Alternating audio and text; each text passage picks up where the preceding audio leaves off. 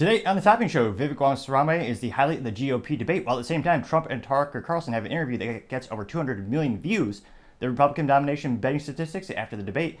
Vivek Ramaswamy tells the story of buying his first gun and why he owns a gun. Budlight NFL tweet is quickly ratioed within hours. Budlight won't apologize, but they're going to give you free junk you don't need. 327 people caused 1/3 of the crime in New York City. Peloton stock crashes 28% in one day.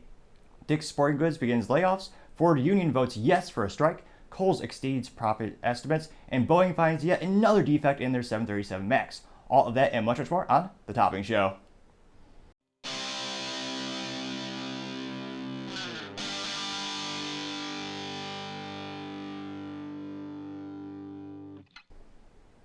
Thank you everyone for taking the time to tune in today. Today's episode of The Topping Show is sponsored by Topping Technologies.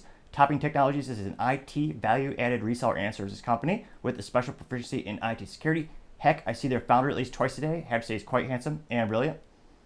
He's me, that's a joke. If you're an IT leader or a business owner, you reach the team at sales@toppingtechnologies.com. Also, we're giving away a free flamethrower with every August purchase. Click the description for further details. And yes, you can mount it to an AR-15. Now, going over to the business part of the podcast, we have Peloton stock crashing 28.54% in one day. Now, this is subsequently because they just reported their Q4 earnings, and of course, they were lackluster and disappointed pretty much everyone on Wall Street. Now, this also coincided with even worse news. They have their recall that affects every Gen 1 Peloton cycle ever sold because it was an issue with the seat. Perhaps they underestimated how morbidly obese most Americans are these days, or they just use some cheap welding techniques, but they're giving everyone a free replacement. They claim that only a couple of people are injured, but they're also recommending, they recommend you keep paying for your subscription as you're not supposed to use the bike, and they'll mail you that seat so you can repair it.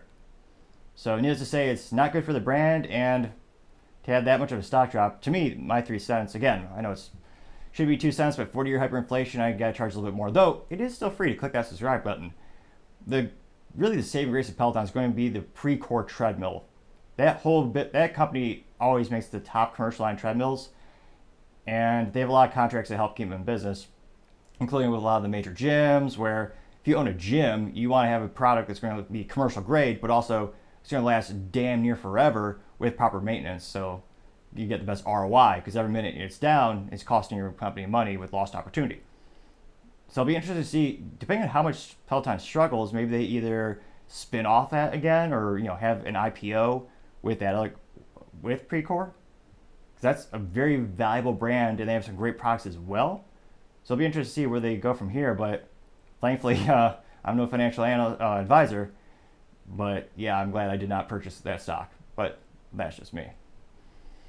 Other interesting business news: you have Dick's Sporting Goods beginning their layoffs. Well, who would have thought if you have unprecedented crime you don't prosecute, profits go down? Well, golly gee, who would have saw that coming? Well, turns out anyone with a modicum of intelligence, which nowadays, yeah, I guess that's not too many, unfortunately. Now, this is directly from their CFO, and Naveed Gupta said, quote, "The biggest impact in terms of the surprise for the second quarter primarily came from shrink."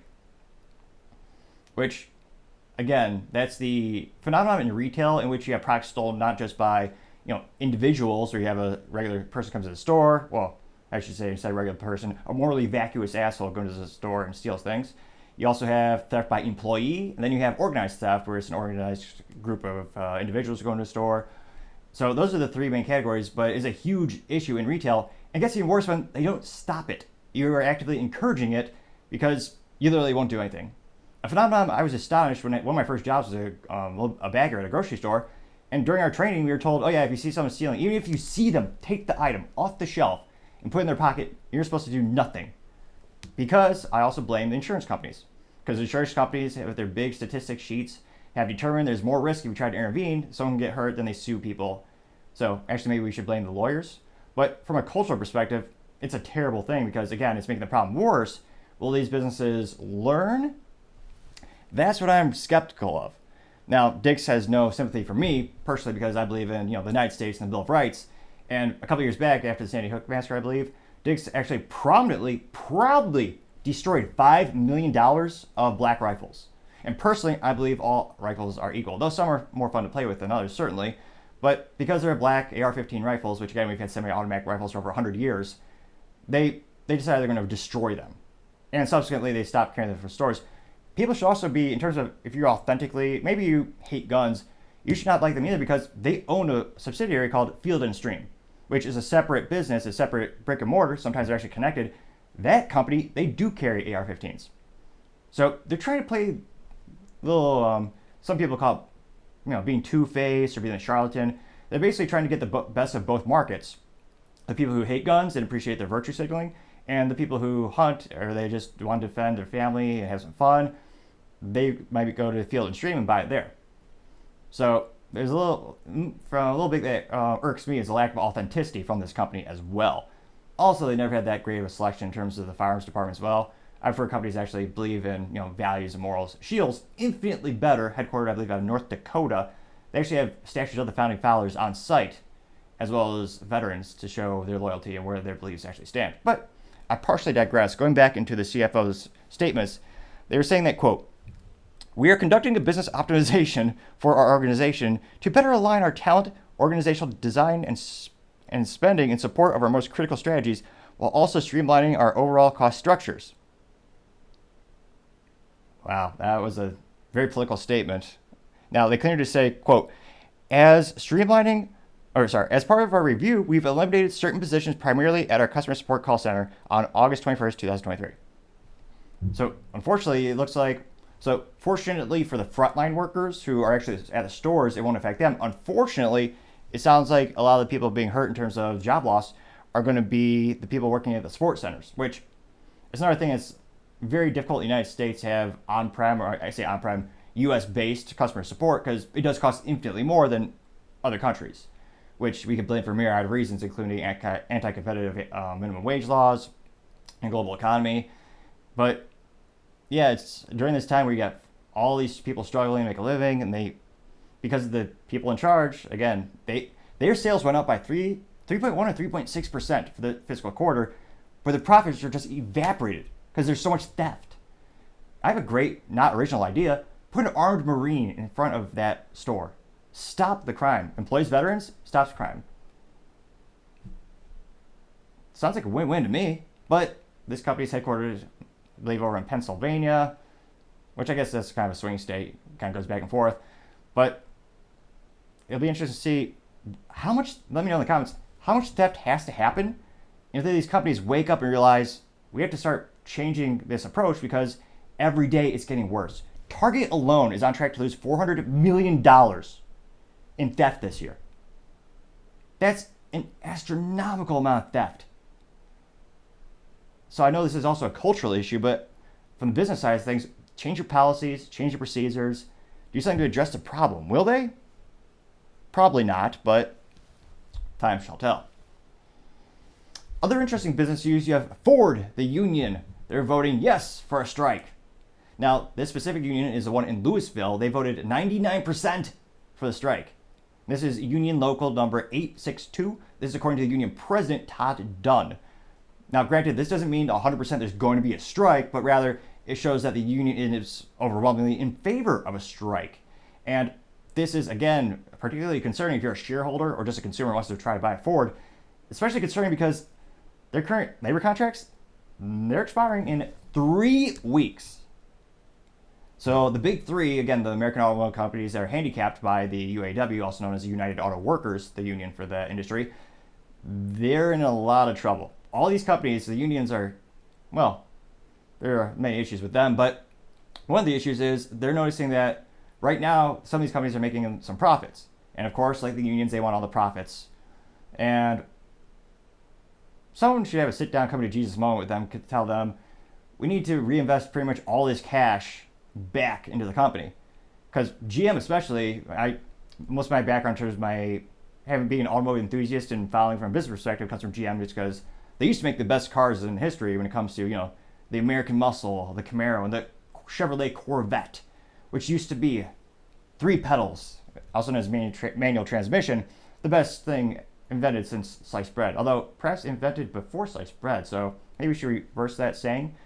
But although subsequently they've turned it into a soulless machine, it's going to be it's going to be an electric vehicle for a Corvette, and it's also going to, now it's only automatic. They're thereby completely giving a middle finger to 20% of the market that used to purchase Corvettes with a stick shift, but I partially digress. It's also disgustingly unaffordable thanks to GM. It used to be an affordable sports car, but I digress. In terms of GM, Mary Barra, the CEO, she's very adamant. She wants to be 100% EV for Cadillac by 2030, 100% for the whole company EV by 2035, which sounds like a lot of time, but in business in business talk, that'll be just a couple fiscal quarters before you know it, because it takes a lot of, not just engineering, research, and development, but it takes a lot of R&D, a lot of physical changes, setting up new factories to retool your whole company, basically. This is much, much more difficult than coming out with a Chevy Cruze, which used to be a car they make. To come out with a new subcompact, that's moderately simple. They've done that for over 100 years. You just have, new body panels, newer engine, but it's all about the same. Going EV, that's a whole new drivetrain. It's also a whole new set of jobs. Some will be lost, some will be gained. That's another contention that UAW has. So the UAW, again, the Chrysler division, or the Chrysler Group, which is now known as Stellantis, owned by overseas, but that particular union is actually pushing for the pension to be reinstated, which they did give up, I believe, during the 2008 bankruptcy between General Motors and Chrysler. And this is not good news, because right now, it'd be interesting to see, again, I'm glad, I don't know what this is going to do. Ford stock is a participant. It's usually pretty durable in terms of moderately reliable. They pay dividends. Now, thank God the Ford family is still in charge. So another interesting thing when you look at the Series A for Series B and different types of stocks, it's publicly traded. The family doesn't own a majority of the publicly traded stock, but they own most of the private. So that's how they still have influence to this day. But during this very unprecedented time of uncertainty, you're having relations with the union where they could quite literally cripple the business overnight, bring it to a standstill, literally. And again, we've gotten to the point where I can't conceivably see how the union will ever help GM or help these companies out when they're increasing the cost of goods sold, they're decreasing the quality of the vehicles, not just, again, I know engineering and the quality of the parts as well, but I don't think it's a coincidence that the most reliable vehicles ever made in history were all made by Japanese automotive companies. Look at the Toyota Corolla. That's the best-selling car in history by volume of units sold. It's also a car that will consistently last a quarter of a century and 1 million miles. Now, that's also thanks to the good reliability of the internal combustion engine. Another reason I'm worried or I'm concerned about people who can't afford EVs and people who can't afford disposable cars being forced to buy EVs. A topic in and of itself for another time. But, yeah, Toyota, they make the best cars for reliability. They don't have a union. Honda, again, they don't have a union. Tesla, the companies that are growing really damn quick and doing quite well, is partially because they have a lower cost of labor. It's also a cultural thing as well. You have the whole Kaizen with Toyota as well. They want to constantly be improving things. But let me know in the comments, do you think there'll be a strike? And if so, how much is that going to crater Ford's stock and their outlook? That's going to be one of the biggest concerns. We'll see how Jim Farley, the current CEO of General Motors, handles the situation. Now, other interesting business news, you have Kohl's.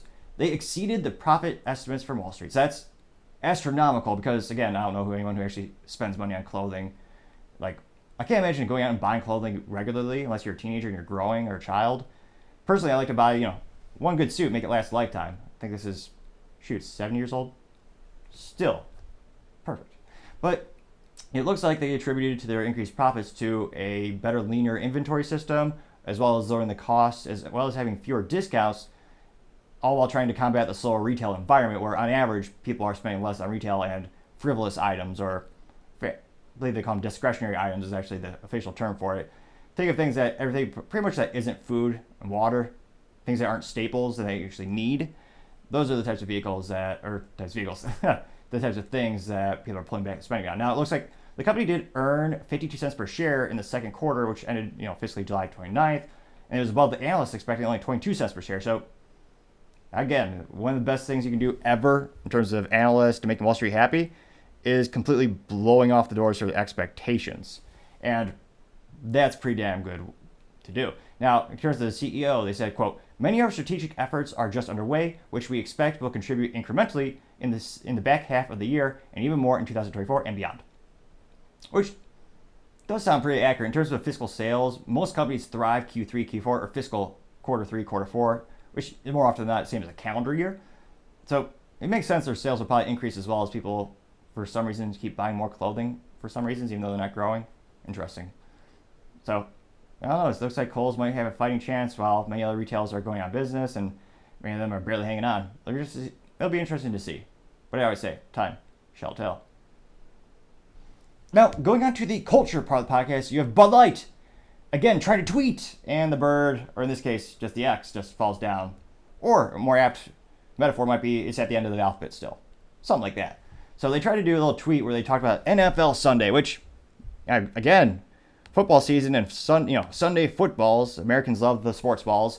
There used to be a huge sales mechanism for these alcohol companies, and Bud Light in particular, because apparently you can't enjoy, well, now that I think about it, sports balls games would probably only be, many of them would only be enjoyable or tolerable if you're quite inebriated. So perhaps it makes sense.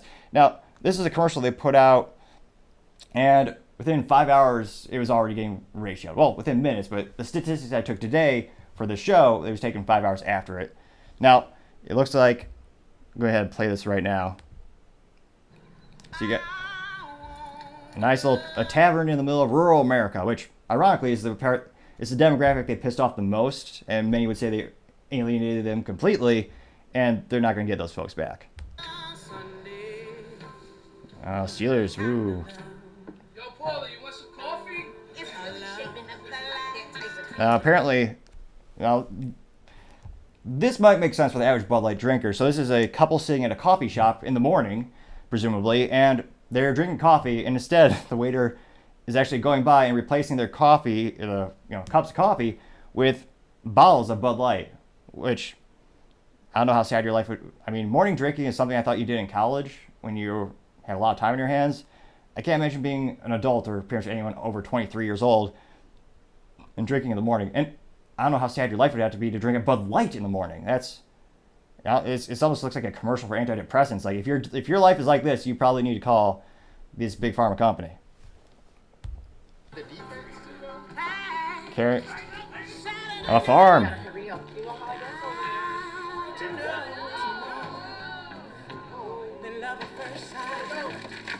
I forgot the sausage.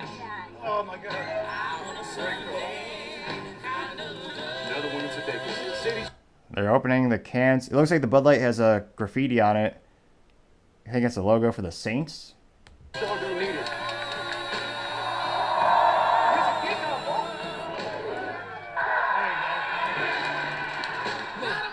Why did someone they're at a bar but the TV wasn't already on, and they just celebrated them turning on a TV.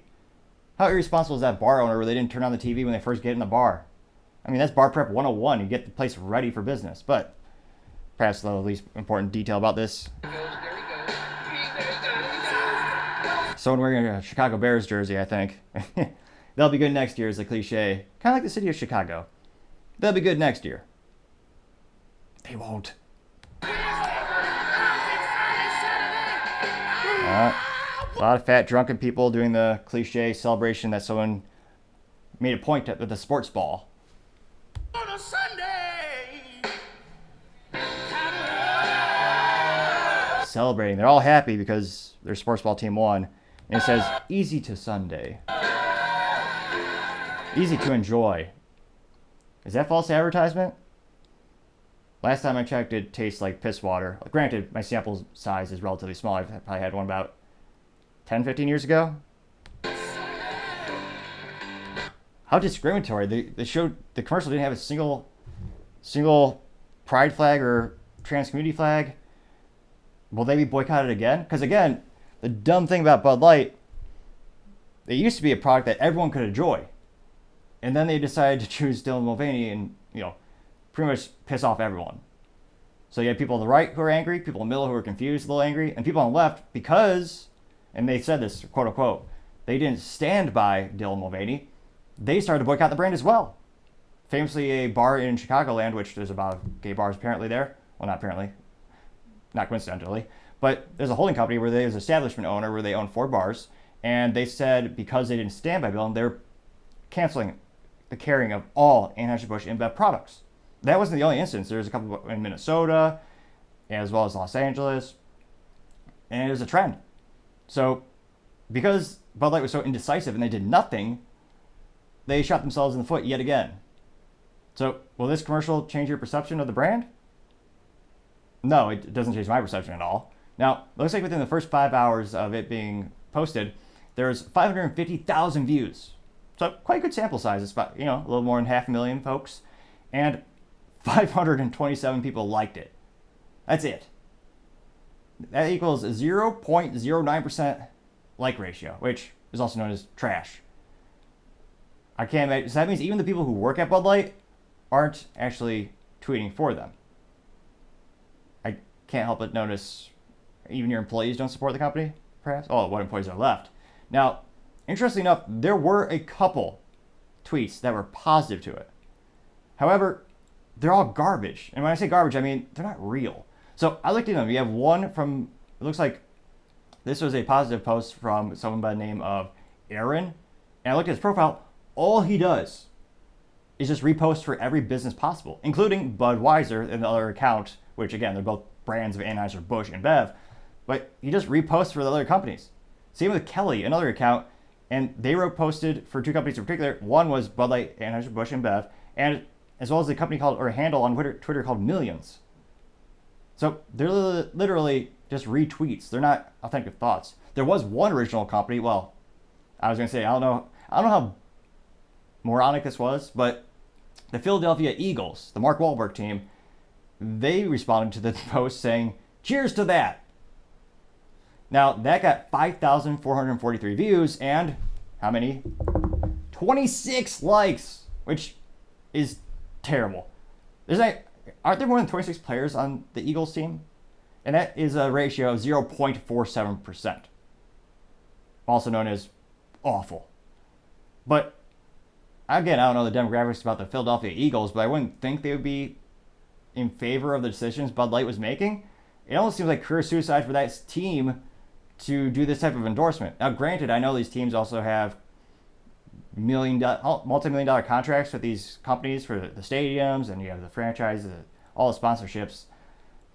But I don't know why they would voluntarily tweet that, because I don't see how that's ever going to increase the brand's sentiment or really change anyone's mind. Now, it looks like one of the interesting tweets, of course, these are the ones that were actually followed and liked, were all negative. So it was subsequently ratioed. Now, the first one was from Rich Mooney, he is really consistent with his polls. So he went on there. His response to the Bud Light tweet, he said, "What are you going to buy for your fridge?" He usually does that. That got 149 votes. Again, all these statistics are within the first 5 hours of posting. And that got 149 votes with 91.3 saying no Anheuser-Busch and Bud for me. So only 8.7% of the people polled said that they would make mine a Bud Light. So it is going up. I believe last week, or actually it's been a little while since they tweeted, it was more closer to like 3%. So the ratio is getting a little bit better. Now, another one was a tweet response by the name of Mute Toggle, in which he posted a Twitter Dylan Mulvaney drinking a Bud Light, and his quote was him saying, "Bud Light is great for drag parties and events, but may not be the beer of the choice for the NFL Sunday LMFAO," which, according to the Urban Dictionary, means laugh my effing ass off. Learning today. Now, that got 3,379 views and 99 likes, giving it a ratio of 2.72%, which was the best of all the responses. So, again, I don't know what Bud Light is going to do to turn this ship around, but just posting on social media isn't helping. Even though it seems like they're buying some tweets to get some positive responses, but they're not real people. They're people who have a career or just they're either a bot who just reposts for companies, or their career is just doing that and getting paid for it. I can't imagine just a random fan of Bud Light doing that. So it certainly doesn't feel authentic, but it'll be interesting to see how their social media skills improve from here. And at this point, it almost seems like they need professional help. Get any good marketing company to go take over your social media, because they're not doing great, and I don't see them change that anytime soon. Now, other interesting culture news, you have a phenomenon in New York City where 327 people caused 1/3 of the crime. And of course, the city does nothing to stop it, because you get what you vote for. Now, this is specifically, the chief police actually blames specifically the policies, the quote-unquote reckless policies in which they have to stand by. Now, You think, how many, you got 327 deplorable, morally vacuous people who are shoplifting. And I wonder how many of them are arrested more than once. Well, collectively, the suspects were arrested and rearrested more than 6,000 times. This is according to Police Commissioner Keechit Sewell, according to an interview he did with the Times. Now, it looks like 18 department stores and 7 chain pharmacy locations accounted for 20% of all complaints. And over the past 5 years, shoplifting complaints have nearly doubled, peaking at nearly 64,000 cases last year. And only 34% resulted in arrests last year, compared to 60% in 2017. So the percentage of arrests are going, the number of issues are increasing, the number of illegal activities are increasing, but they're arresting less people. Who would have thought this would make the situation worse? I mean, oh wait, anyone with more than 8 a modicum of intelligence, and yet they seem to just keep doubling down on this insane asinine policy. And they also noted since 2019, there's a 53% increase on theft of items valued less than $1,000 at major commercial locations. Now, interestingly enough, this is in New York. This is actually encouraged in California, where they changed it from a felony to, I believe, a misdemeanor, according to one of the props that they voted on, which, again, you voted on it, you got what you wanted. So it was at under $950 in California. They basically don't prosecute it, because instead of a felony, it's a misdemeanor, and the DAs just don't do anything, which is what they're paid for in some cases. So it'll be interesting to see, does New York, what would it take how far down will New York have to get? They already lost, earlier this week, they lost $1 trillion in private equity or investment firms moving mostly to Florida. I wonder why. Well, not really. It's pretty self-evident. People like places that are safe and have a lower cost of living. Also, no income tax is pretty nice. And New York, like many states, New York likes to take your money, in addition to the federal government taking 40%, as if that isn't enough. But I partially digress for now. Other interesting culture news, you have Bud Light. They're not going to apologize. They certainly made a mistake, but like a bad ex-boyfriend or ex-husband, they're going to try to buy your love back.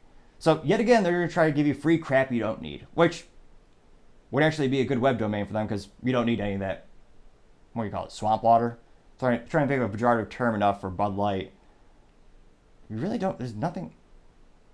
I suppose you could use it as a structural component if you're building a ditch or something. I'm trying to think of what would be a good use of their product. But nevertheless, it looks like after losing 30% of their market share, and not only losing the best-selling beer of the month in the United States, but losing the best-selling beer of the year in the United States, handing over the crown to Modelo, which ironically, I believe they call it the king of the beers, or is that Budweiser? Nevertheless, they suck. So they lost 30% of their sales in the market share, and they're getting ratioed with every tweet, every social media attempt they try is just falls flat on their face. But they know they can't really give you a real apology, because if they do, they further alienate people who are politically, again, this has become a political issue in the United States. They're going to alienate people who are more on the left side of the political aisle. And the protests, some turned into riots, but that community, they're very vocal and they are very efficient at boycotting as well. So the boycott would get worse for them. So they are stuck between a rock and a hard place. And of course, the CEO is very much being a politician, because depending on what he says, he's going to piss off a lot of people. At this point, I almost don't think there's anything he could say to make the situation better. Let me know if you think that any different, but they're kind of stuck. So what could they possibly do? They know they're going to give away free piss water or free beer, and NFL so you have to give up your email address. So they're data harvesting as well, which helps them from a business perspective, because a lot of companies, not only do they monetize that for their internal use, but they'll actually sell it to third parties, which is a morally gray area depending on how transparent you are with the original person who's signing up for the email. So it is still beneficial to the company. Don't get me wrong. This is a completely out self-sacrifice. Now, they're saying if you sign up, you're going to get, they get your free email address, or you get your email address, and they're going to be entered in a chance to win an NFL ticket subscription and some gift cards and I guess some piss water, which, again, they're trying to go after the NFL market. That used to be a place or, events that would drive their sales very heavily. It'll be interesting to see how much of that particular segment of the market how many of them felt alienated and participated in the boycott and will not change and buy the beer again, and how many people are just kind of in the middle wondering, hey, I might win a free beer or I might win a free NFL ticket subscriptions, which again, I think, does that just mean you get a free YouTube premium account? How disappointing would that be? You'll even get, because the article I read, it said NFL Sunday subscriptions, ticket subscriptions. So maybe it's a real ticket, but you also have YouTube and a couple other streaming platforms where they have exclusive deals. But nevertheless, I digress. It'll be interesting to see how people actually sign up for this, and how many people are really going to forgive them for, because a lot of people, they feel alienated, and I just can't help but wonder how long is it going to take for them to recover. At this point, I don't think they ever will. Maybe they'll get 1 or 2% of their sales back. But it'll be interesting to see, but I always say, time shall tell. Now, going over to the political part of the podcast, you have the GOP debate. Now, this is a fascinating phenomenon, so we're going to actually cover, I have a couple of clips that we're going to cover today. We're going to cover the highlights from Vivek, since he seemed to be the one that got the most traction in the debate, and subsequently we're also going to cover the Tucker Carlson interview with Donald Trump. Now, interestingly enough, Trump, for the GOP debate, Trump chose to not participate, which we'll get into later, diving more into that topic during that interview. But for this one, we have a highlight reel from Vivek, and he was certainly the most energetic candidate on the stage, and it'll be interesting to see what his long-term plan is. But I think he resonated with a lot of the crowd, especially in the beginning. It is fascinating. More towards the end, it seems like they shifted a little bit, and then the whole stage basically turned on him. Because from a certain perspective, he is certainly an outsider. He's not a career politician, which I think many people do appreciate.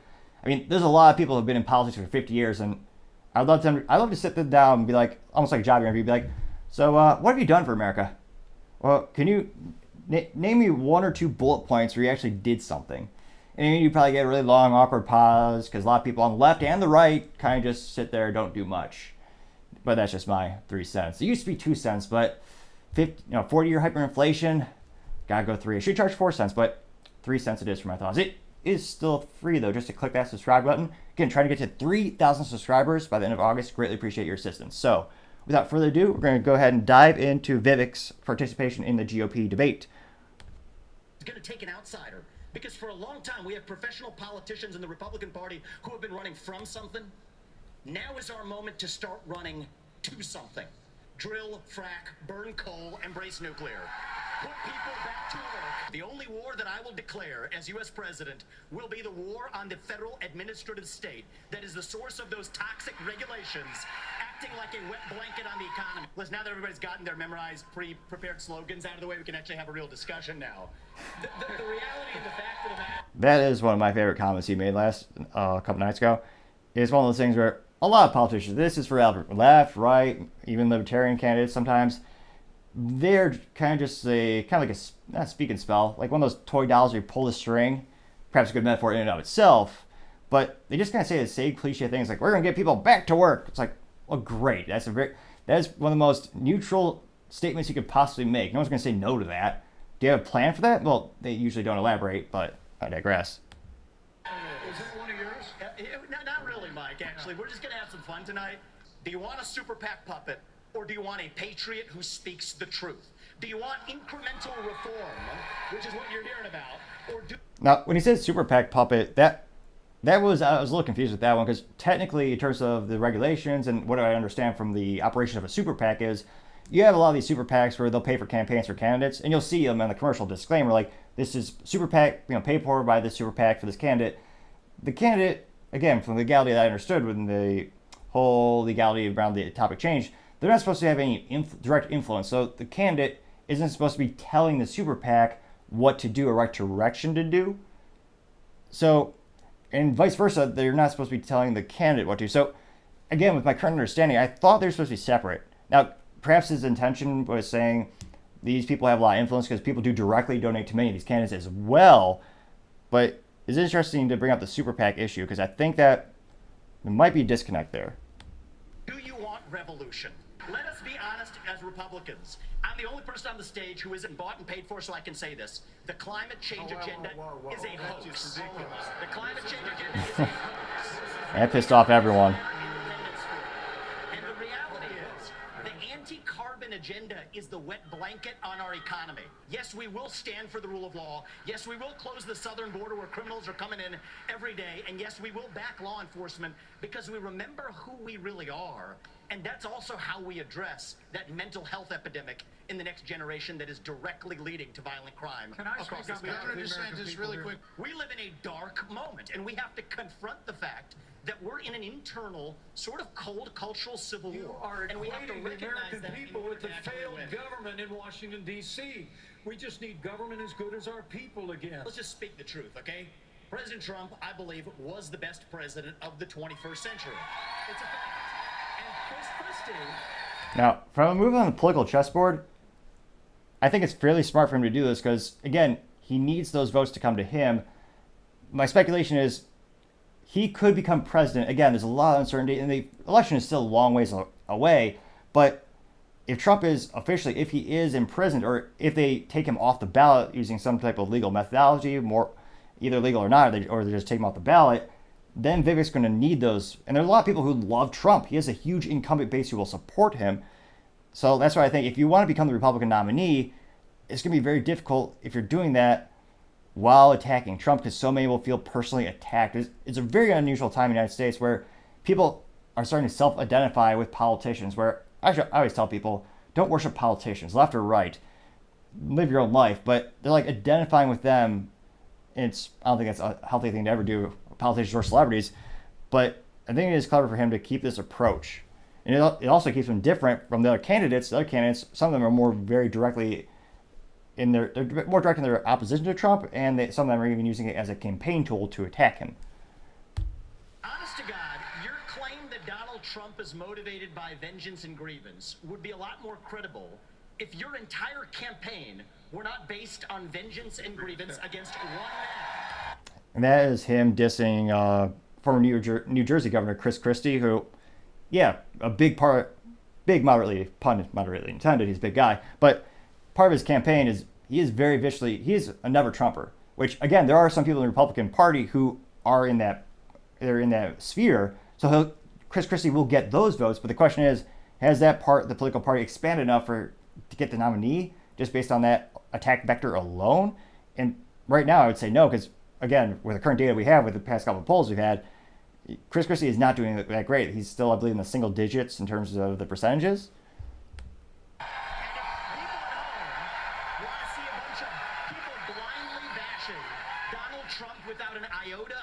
For this country, they could just change the channel to MSNBC right now. We're skating on thin ice, and we cannot set a precedent where the party in power uses police force to indict its political opponents. It is wrong. We have to end the weaponization of justice in this country. Well, Mike, why don't you say this? Join me in making a commitment that on day one you would pardon Donald Trump. I'm the only candidate on the stage who had the courage to actually say it. That is how we move our nation forward. I don't know and turn the page forward. That's exactly Trump right. will be convicted of these crimes. You should be able to make a commitment. The same justice system that was this Vivek, corrupt. what's the difference between you and me? Yeah, Mr. Ramaswamy, you would not support an increase of funding to Ukraine. I would not, and I think that this is disastrous. I mean, we've only given them over $100 billion in cash, as well as physical, tangible assets, such as military hardware, as well as some humanitarian aid. Over $100 billion. We can't afford to help out Hawaii, but yeah, a country that most Americans can't point to on a map or have never even bid to, they're getting hundreds of billions. I think that's probably perhaps one of the biggest reasons a lot of Americans feel like, Washington D.C. doesn't give a damn about them. Again, left and right, they're not helping people right in the back door. Right here, you got problems you can fix, but no, they'd rather give hundreds of billions of dollars to countries halfway across the globe that, again, would never help us out. We are protected against an invasion across somebody else's border when we should use those same military resources to prevent across the invasion of our own southern border here in the United States. Picking up the votes for people who believe in the border, good political move, I'd say. The real threat we face today is communist China. The Russia-China military alliance is the single greatest threat we face. Nobody in either political party's talking about it. And I am the only non-neocon on this stage who will keep us out of war. Mr. Vice President, we can't hear. Mr. Vice President, to give Russia Mr. Vice President. they've got. So the reality is that today, Ukraine is not a priority for the United States of America. And I think that the same people who took us into the Iraq War, the same people who took us into the Vietnam War, you cannot start another no-win war. And I do not want to get to the point where we're sending our military resources abroad when we could be better using them here at home to protect our own borders, protect the homeland. All right. That will be my top priority in foreign And policy. we gave you Protect more this than the 30 homeland. seconds in the rebut. So I do want to get to some other... Nikki, I wish you well in your future career on the boards of Lockheed and Raytheon. So that was him going against Nikki Haley, where she was subsequently saying that she's pro foreign country intervening in terms of foreign policy. She's more pro-war, and he just named the largest defense contractors in the world, Lockheed Martin and Raytheon, who Lockheed makes a lot of the vehicles for the military, and then Raytheon is best known for the military, for the manufacturing behind the missiles that they produce. And it is interesting, many politicians, they kind of go back and forth between being on the board and vice versa. Under your watch, you will make America less safe. You have no foreign policy experience, and it shows. And you know what? It shows. And again, this is towards later in the debate, the crowd did seem to turn on him. So our relationship with Israel will never be stronger And that is, than by the end of my first term. and it It's not a client relationship. It is a friendship. And you know what friends do? Friends help each other stand on their own 2 feet. So I will lead Abraham Accords 2.0. I will partner with Israel to make sure Iran never is nuclear armed. But you know what I love about Israel? And I've been there probably in the last 10 years more than most people on this stage. You know what I love about them? I love their border policies. I love their tough on crime policies. I love that they have a national identity and an iron dome to protect their homeland. You've said that the Department of Education, the FBI, the ATF, the Nuclear Regulatory Commission, the IRS, the Department of Commerce, many of these should not exist. That's correct. Education. he just won a lot of libertarian candidates right there. Now, again, most libertarian, not libertarian candidates, libertarian voters right there. Because, again, a lot of them feel that where the hell is that in the Constitution to take away, to confiscate guns or make laws around that? And why are you killing dogs? Well, ATF, why are you killing all the dogs by protocol? Is that like is that like a deep desire of yours, or does that make you happy? It's quite dark, but look up stories about like Ruby Ridge and Waco. It'll be interesting to see how the ATF acted with those poor souls. Starts with the family, and the nuclear family is the greatest form of governance known to mankind. Based. I believe in the people of this country to tell the difference between somebody who's an automaton and somebody who's actually a thinking agent in the White House, which we don't have in there today. I think we do need somebody of a different generation to lead this nation forward. I think he's the only one under 80 years old. I'm joking. There's a couple of those guys, I think, in their 40s and 50s. But Vivek is, in terms of politicians, a young sprung. I believe he's 38? But again, most of the politicians are also in their 70s and 80s. 90s in some cases. So, that could be a good selling point. We have an opportunity to build a multi-ethnic, working-class majority to deliver a landslide, and I think I'm the only candidate in this race, young or old, black or white, to bring all of those voters along to deliver a Reagan 1980 revolution. We're going to do it in 2024. I was born in 1985, and I grew up into a generation where we were taught to celebrate our diversity and our differences so much that we forgot all of the ways we are really just the same as Americans, bound by a common set of ideals that set this nation into motion in 1776. And this is our moment to revive those common ideals. I would say that's a good issue to us attack in terms of, there's a big cultural issue in the United States. When's the last time you actually saw public schools with the American flag where they actually say the pledge? It seems to be something, unfortunately, just vanishing more and more and subsequently replaced by political ideologies. God is real. There are 2 genders. Fossil fuels are a requirement for human prosperity. Reverse racism is racism. An open border is not a border. Parents determine the education of their children. The nuclear family is the greatest form of governance known to man. Capitalism lifts us up from poverty. There are 3 branches of government, not 4. And the U.S. Constitution, it is the strongest guarantor of freedom in human history. That is what won us the American Revolution. That is what will win us the revolution of 2024. Thanks for letting me introduce myself tonight. Thank you. It is kind of funny because earlier in the debate he was saying how they all had canned responses, which in some cases it makes sense. This is kind of his outro. This is the last part of the speech or the debate where he expressed those ideals where in terms of branding and marketing, pretty good. He's been very consistent on consistently letting them know there's a list of things I believe in. So if you believe in those things, you can vote for me. Now, this is supposed to be a highlight reel that he tweeted. He missed, I think, the most important part of the whole debate, frankly, is when they asked, would you pardon Donald Trump? He didn't turn and see, like, what are these guys going to do over there? Are you going to raise your hand? No. He was, not only was he the first to raise his hand, he did it immediately. He said, would you pardon Trump? He goes right up there. Now, whether you believe morally if that's a good or bad idea, in terms of symbolism and being a good metaphor for his personality, I think it shows, 1, he knows exactly what he's going to do, and 2, he doesn't look for other people's approval. He doesn't need guidance. He's not a politician. The other politicians, in pure politician form, they looked around for a barometer. And a lot of politicians, they famously will change their opinion based on the polls. What do people think about this topic? Well, now I'm going to change. It's almost a signature of being a politician, which many people, including myself, would say is, well, this kind of sounds opportunistic and two-faced and inauthentic as all hell. So in that respect, I can't help but admire Vivek for being very articulate with his ideals. And again, he's quick on the gun, and you know what he's going to do. So I'll be interested to see, again, I can't help but think he's going to... He can't tell people that he doesn't want to be president in terms of his plan because people stop donating, and everything he's doing right now will come to a pause. But he doesn't have the current numbers. He's catching up to DeSantis. In some polls, he beats DeSantis, but overall, past 3 months, he's still behind him.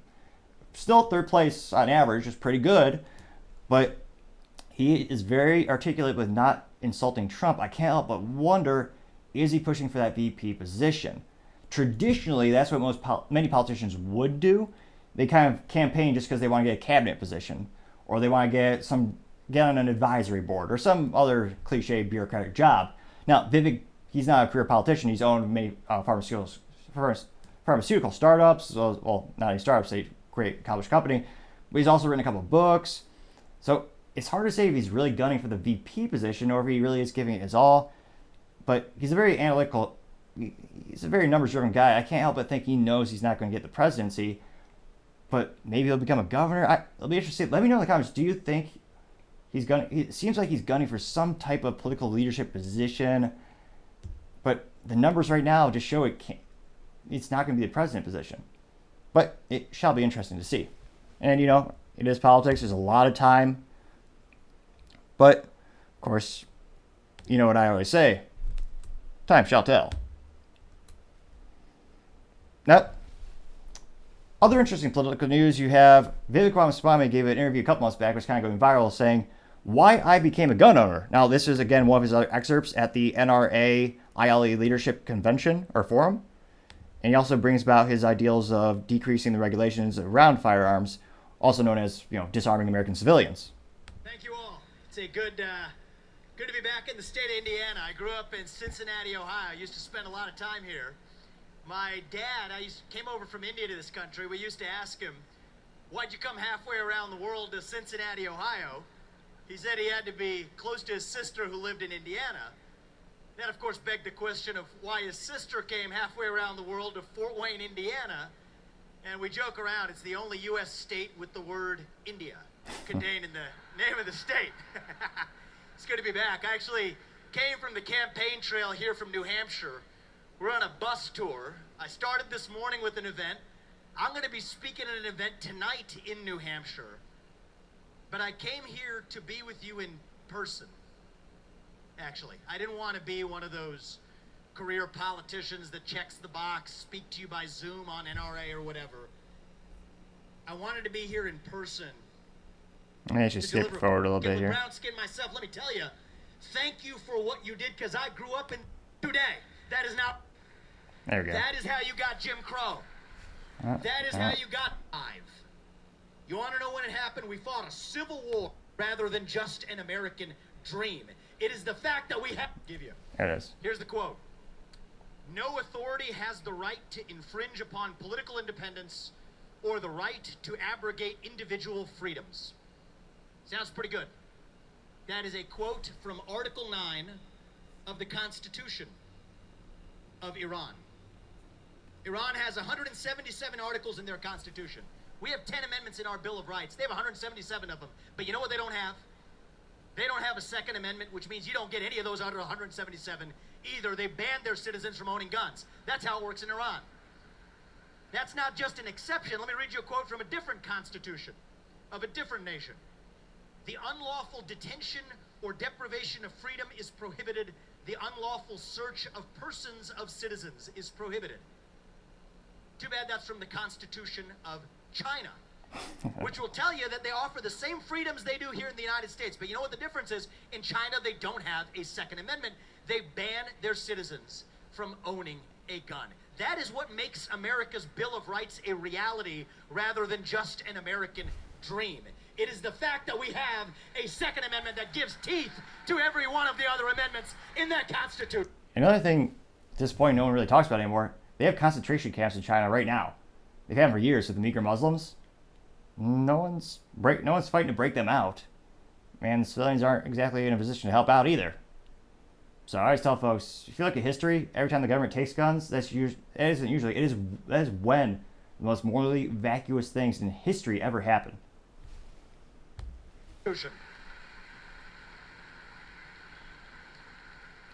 Even we haven't been perfect in this country. I want you to raise your hand if you know when the first anti-gun laws were passed in this country. Raise your hand if you do. 1865. You want to know when it happened? We fought a civil war in this country to give black Americans the equal protection under the law that we failed to secure them in 1776. But then you want to know what happened? Southern states passed anti-gun laws that stopped black people from owning guns. The Democrat Party then as in now wanted to put them back in chains. That's exactly what they wanted to do. That is how you got Jim Crow. That is how you got to Martin Luther King Jr. being denied his concealed carry permit wrongly by J. Edgar Hoover's FBI, just as the FBI today politicizes its behavior against its political opponents today. That is not right. Good point. That is not America. And you want to know who fixed that problem? It's you all, actually, who fixed that problem. The NRA is the one that got the job done by securing the rights of black Americans to own guns, that trained black Americans in this country. I grimace only because the NRA, they have done some amazing things for gun rights throughout the years, and to this day they do some great safety programs.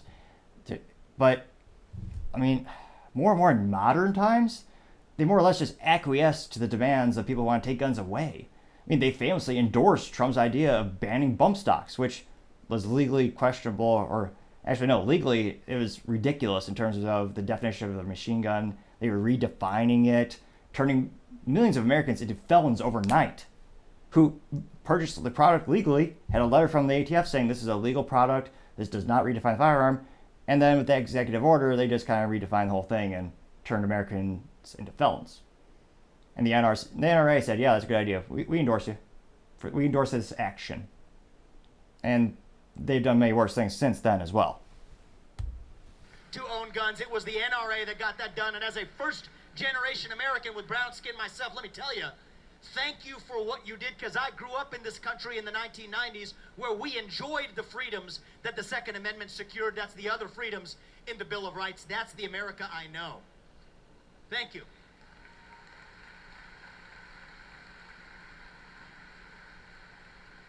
But the America I grew up in is not the America that I see today.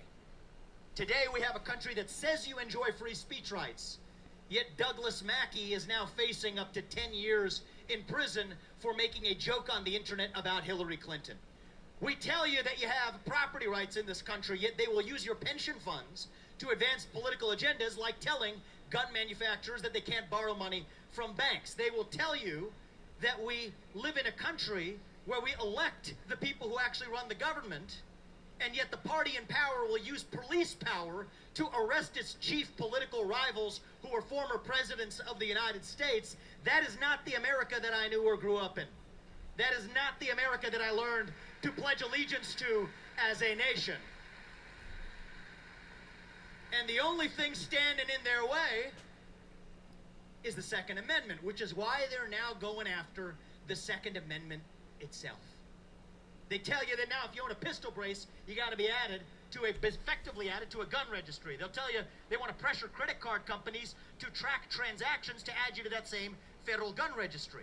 The state of Washington just last week banning the owning of AR-style rifles. Gun manufacturers not being able to borrow money from banks. They'll now tell you the state of New York, believe this or not, if you want to get a concealed carry permit, New York is now saying that you got to submit your social media profiles. Let me guess how this one's going to play out, all right? So BLM or Antifa, no problem. There's your gun. A couple of American flags, maybe you're a domestic terrorist, okay? Not very hard to predict this one. And it's actually not a joke. People have been named domestic terrorists for something as simple as a parent going to speak at a teacher conference or going to speak at a school board meeting because they want to voice their concerns about their kids being, from their opinion, well, many opinions, being sexually indoctrinated into things. They were labeled by the FBI as terrorist. That should scare the bejesus out of everyone. Isn't it funny that it's the very states and cities that will tell you they want to defund the police and clear the jails? It's also, as reported just earlier, if you're watching the whole show, earlier just reported in New York City, they have 327 people who caused 1/3 of the crime. They were rearrested 6,000 times, clearly showing that the government has no intention of keeping you safe. They have no intention of cleaning out the city or securing the city. You're on your own. Now more than ever. That'll also be the ones that stop you from actually defending yourself against the crime that their policies create. You know what's interesting is one of those cities is Austin, Texas, where Sergeant Daniel Perry was wrongly convicted for defending himself against a Black Lives Matter rioter who was pointing a rifle at him. That city does not believe in self-defense. Defense is not a crime in this country, and I stand with Governor Greg Abbott in making sure that he receives a pardon. That was quite literally an individual where a man was in his car driving. A group of rioters surrounded him, they pointed an AK-47 at his head, and he properly defended himself with lethal force. But I can't fathom. The only conceivable way that would make sense is if your mind was so twisted that you thought that person, again, a person with pointing a gun at someone's head, in every other legal scenario, that is quite literally use of, if you point a gun at someone, even if you don't pull the trigger, you're going to be charged with use of a deadly weapon. You're pointing a gun at them. And yet, the city of Austin said, oh, no, you're the bad guy, because you had the audacity to defend yourself against this group of people. As he is due. Thank you. The Second Amendment is our last line of defense. And you want to know who knew that? Our founding fathers knew it.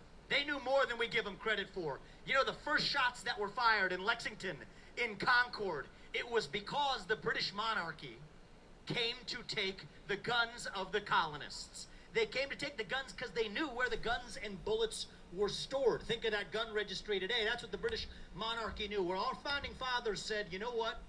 What the British monarchy did to us, we will create a government to make sure that government never does it to you.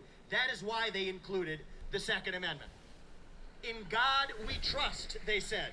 It's on the bottom of our coins. It's on the bottom of our dollar bills for a reason, because when we say in God we trust, that means that in government we distrust. That is what it means to be American. That is who we are. We are the explorers. We are the pioneers who came to this country, whose parents came to this country, whose forefathers came to this country to be free, to be the explorers, to roam the American terrain without any government telling them what they could or couldn't do. And the reason we're able to do it is because the existence of that Second Amendment. Now, I'll tell you, you hear from the other side that, well, we have school shootings in this country. We have mass shootings. I'll tell you, there's not a person in this room that wants to see another school shooting in this country. You want to have the courage to deal with it, then step up and deal with the actual problem. We have a mental health epidemic across America. You want to do something, you can ban social media and kids under the age of 15 or 16 before you take guns away from law-abiding adults in America. I still have yet to think of a single logical reason or good reason a kid needs a smartphone or any social media at all. Certainly doesn't make it smarter or increases their mental health one iota. It's also interesting to note that in the United States we have an unprecedented number of people on pharmaceutical products, and yet mental health keeps declining, almost as if those products don't work at all. Why is that? I think he's got a point. It's a big cultural issue. A lot of broken families, a lot of people who don't have dads at home. That's a big issue that the media won't talk about. Certainly not these days. But hopefully we can turn that around. You want to solve the problem? You better take away. You want to solve the drugs on the street? You want to use our military? Don't go out to protect somebody else's border. Protect our border here in the United States and end the fentanyl crisis. That is how you solve the problem. You have the greatest hair. Is that a nat? Good old, what is this? YouTube.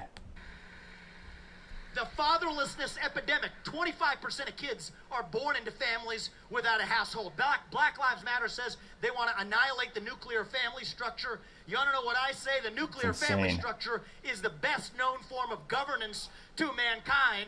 We actually need to bring back the family because that's actually what creates the shooting problems in this country. Fix the problem.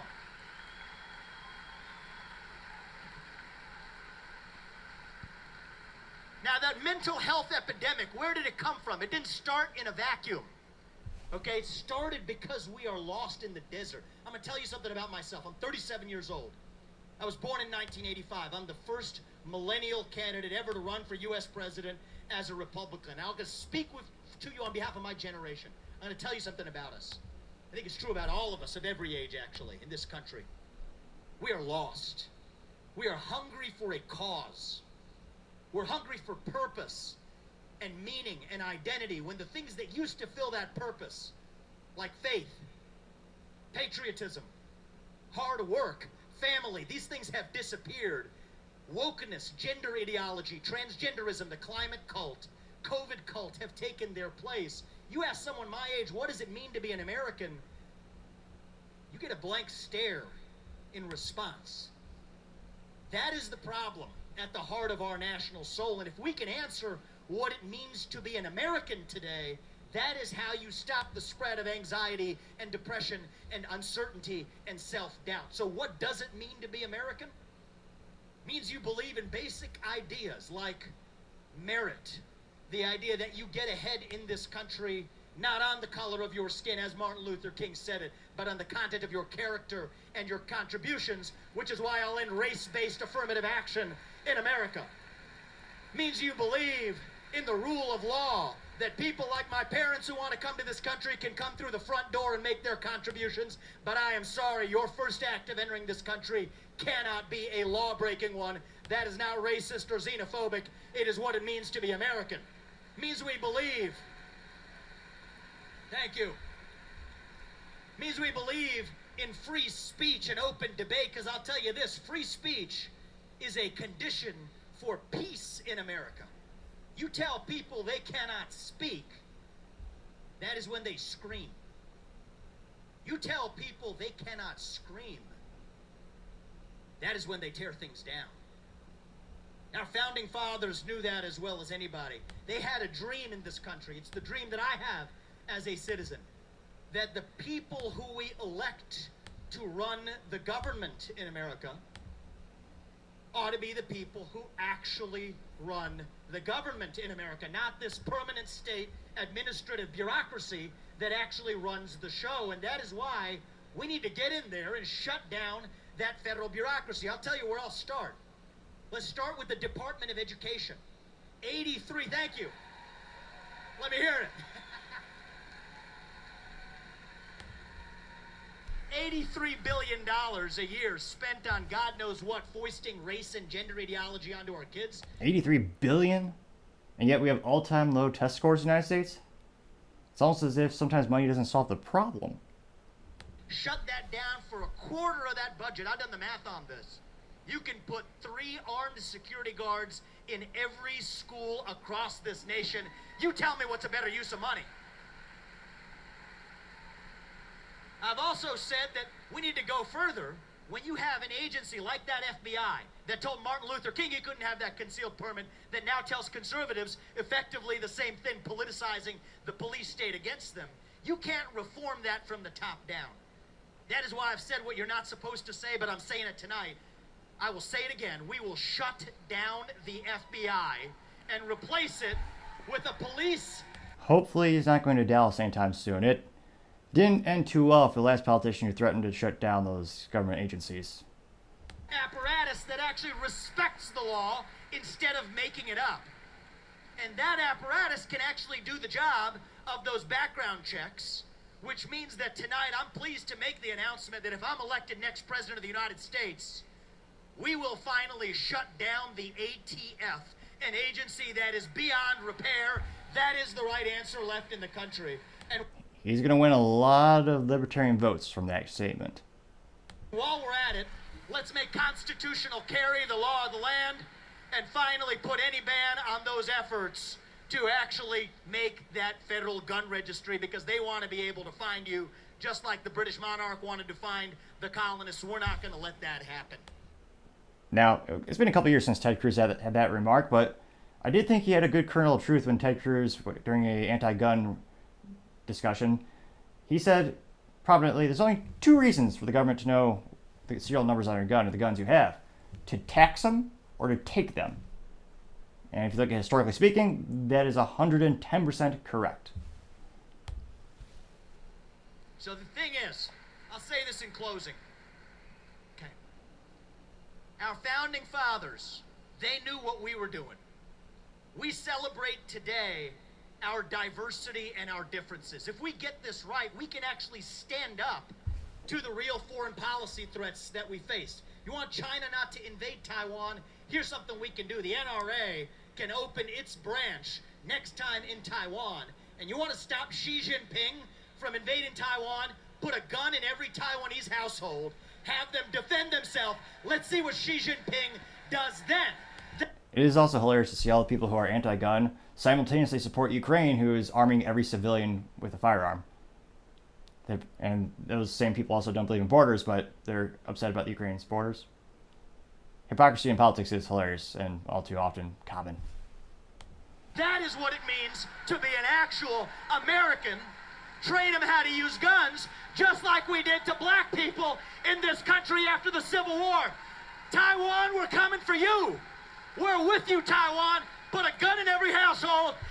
China ain't gonna do a peep. Xi Jinping got nothing on us. That is what it means to be American. Do not celebrate your diversity and your differences. We need to go back and remember all the ways we're really just the same as Americans, bound by that common set of ideals that set this nation into motion 250 years ago. E pluribus unum. From many, one. You see, that is the dream that won the American Revolution. That is the dream that reunited us after that Civil War. That is the dream that won us 2 world wars and the Cold War. That is the dream that still gives hope to the free world.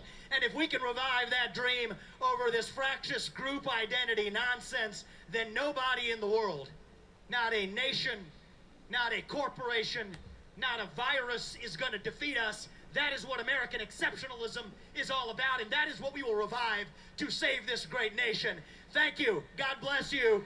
God bless your families. God bless the United States of America. Thank you. And for reference, that video was actually used from CNN News 18 on the YouTube. And interesting, I always wanted to see what people think in the comments, because, well, also there's nothing more morally vacuous than silencing people and censoring people. Which is why, by default, I never turn off my comments. YouTube has disgustingly censored a couple of my videos. Hilariously, they actually censored the video where I talk about censorship, so perhaps just proving my point themselves better than I ever could. Also, interesting enough, a couple of the videos about Bud Light, they shut down the comments, and I tried 8 times to reopen it. It stayed open for a minute and then immediately shut down again. So, long story short, I believe in the freedom of free speech, even if you don't agree with what I'm saying. I appreciate all the feedback. Now, in this particular video, a lot of the comments are saying that they would never vote Republican before, but they'd vote for him. There's a lot of people saying, let's see here. One gentleman who got 734 likes says, quote, "He is much more efficient, researched, and clear than any other conservative candidate," unquote. Granted, that's not saying much in terms of, there are very few politicians who actually impress me with their proficiency in regard to history, or even, better yet, the Bill of Rights of the United States. He is quite articulate. He actually has done a fair amount of research, which one would think would be a requirement for working in government, but unfortunately it seems to be no. You also have a couple things saying, the more I listen to Vivek, the more I like him. That got 723 upvotes on the YouTube. And there's a lot of people saying, like, I've never voted for them before, voting now. And in terms of becoming president, you need the people in the middle. I think sometimes a lot of political folks are very polarizing, and they don't realize you do need to get the folks in the middle, a lot of the independents, in order to win. You're always going to have, I don't know, maybe 10 to 20% who will always vote left or always vote right just by default. Even if, no matter what the name is, they'll just vote because the letter D or R is by their name. Something I think we should get rid of. Get rid of those stupid letters. You should actually know who you're voting for, but a topic for another time perhaps. But you really need to gain those votes in the middle, and he seems to be doing better and better at that. So I think he's going to keep increasing the polls. Will it be increasing it? And again, there's a lot of lead time. It's still about, actually a little bit more than a year out. So it'll be interesting to see how much can you increase, but as I always say, time shall tell. Now, other interesting political news, we have a really interesting site by the name of predictit.org.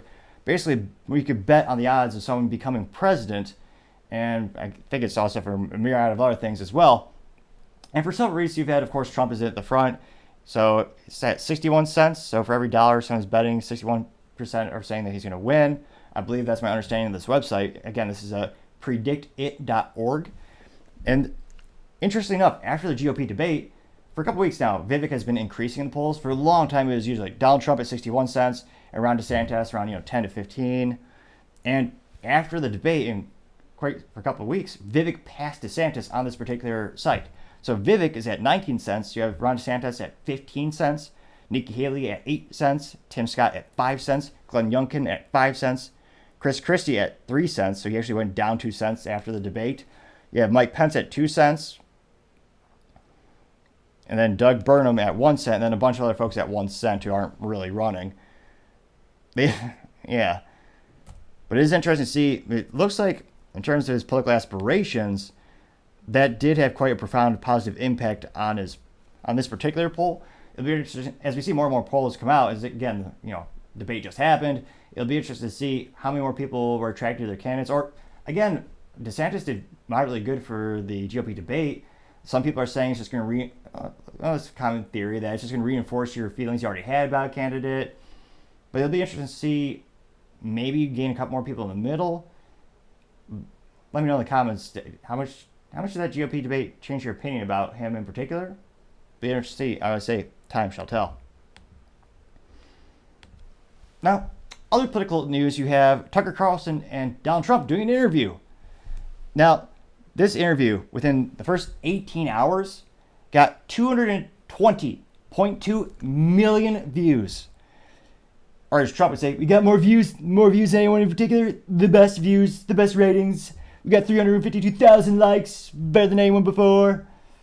I apologize, I should have my hair done, perhaps. That perhaps won't be the worst Trump impression you've heard all year, but perhaps probably not the best as well.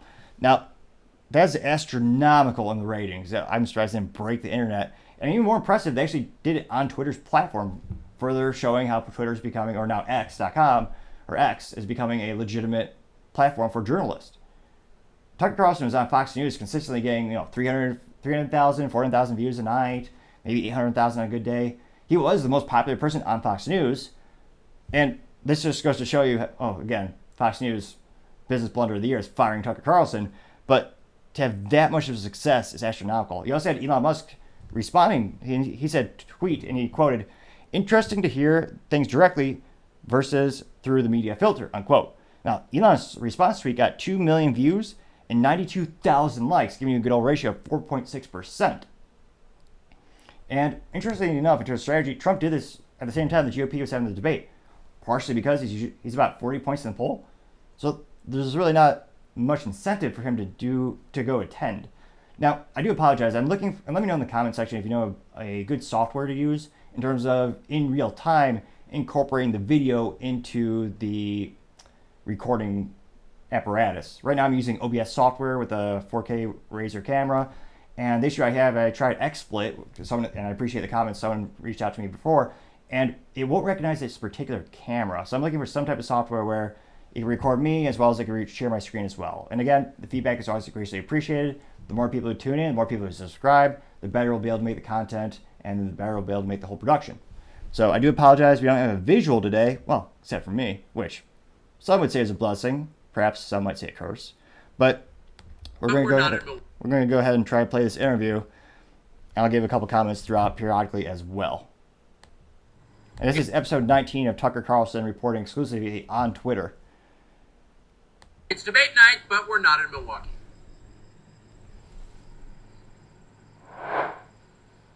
Mr. President, thanks for joining us. Thank you. Why are you at the Fox News debate tonight in Milwaukee? Well, a lot of people have been asking me that, and many people said you shouldn't do them, but you see the polls have come out, and I'm leading by 50 and 60 points. In some polls. And, some of them are at 1 and 0 and 2, and I'm saying, do I sit there for an hour or 2 hours, whatever it's going to be, and get harassed by people that shouldn't even be running for president? Should I be doing that? And a network that isn't particularly friendly to me, frankly. They were backing Ron DeSanctimonious like crazy, and now they've given up on him. Think of a better name.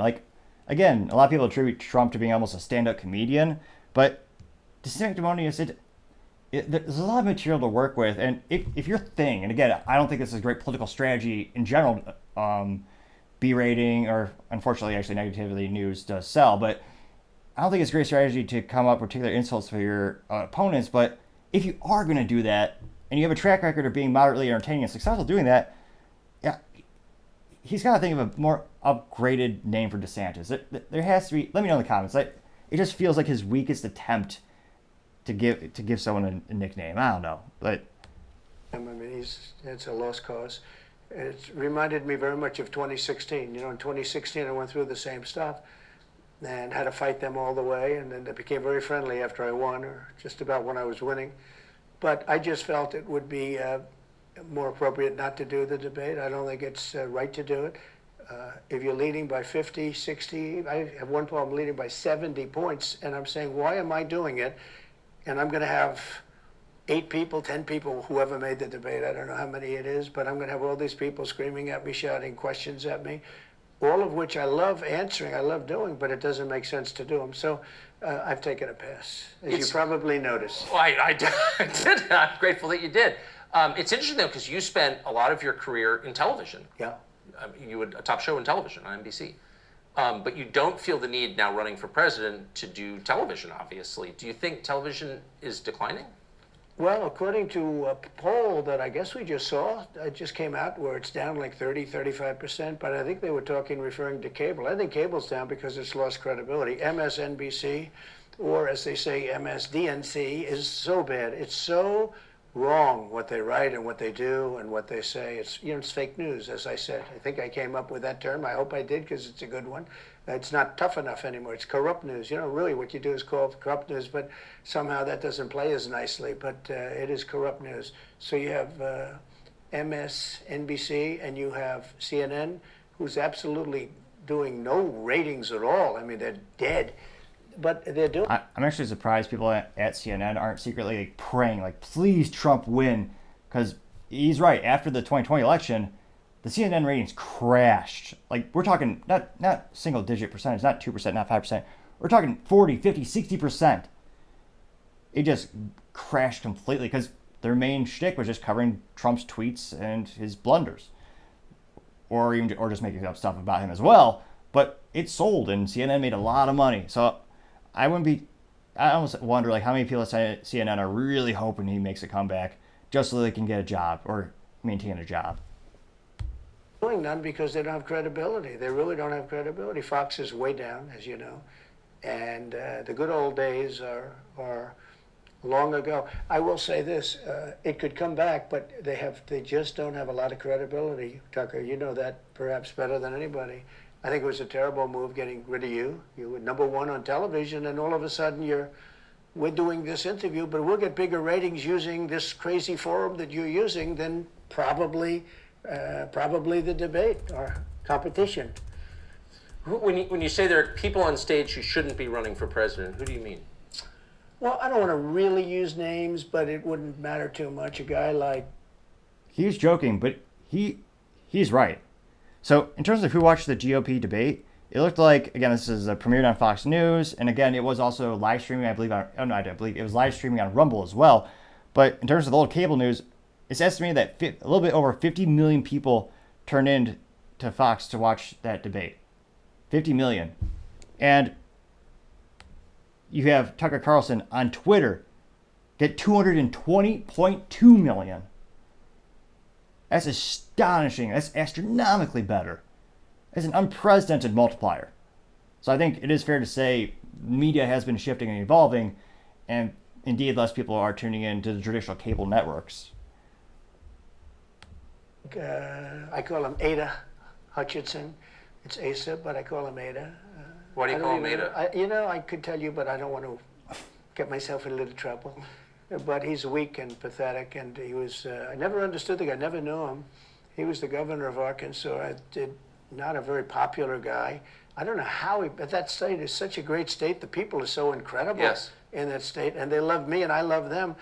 How does this guy get elected governor of Arkansas? But he's nasty always and has been. A guy like Chris Christie, the guy left with a 8%, think of it, 8% approval rating in New Jersey. Now he's running for president.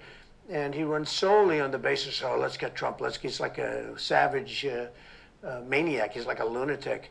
And that's all he talks about. His poll numbers are very, very low. He's about 2%. What's he like? You know him well. Oh, I've been friendly with him over the years, but I couldn't give him a job because I just never trusted him very much.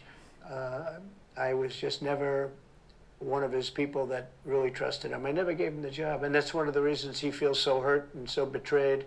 And I understand that. I really do. I understand it. But I never gave him. You know, he wanted to be different things. He was looking at different elements of the administration. And we decided, I didn't want to do it. And now I'm glad I did because you see, but you know, we had some great people. I had great people. We'll have even better people if we do. That is a big part of Christie's campaign. And it actually will get him some votes. The only reason I think that, or the main reason why Chris Christie has any movement in the polls is because you have the people who, there are many people who do not like Trump, and some of those people are Republicans, so they're going to vote for they're going to show their support for Chris Christie, I guess. Do this because now I know Washington. Before I didn't know Washington, but guys like Bill Barr were terrible. I mean, they were, I would say, Bushies. I say that with respect to the Bush family, but they were Bushies, and it doesn't work out for us. It was clear, this is kind of far afield, but it was just interesting. I read Barr's account of his time. He wrote a book about it, right? His autobiography, and in it he lies about Jeffrey Epstein's death. Clearly lies. Do you think Epstein killed himself sincerely? I don't know. I will say that, you know, he was a fixture in Palm Beach. Yeah.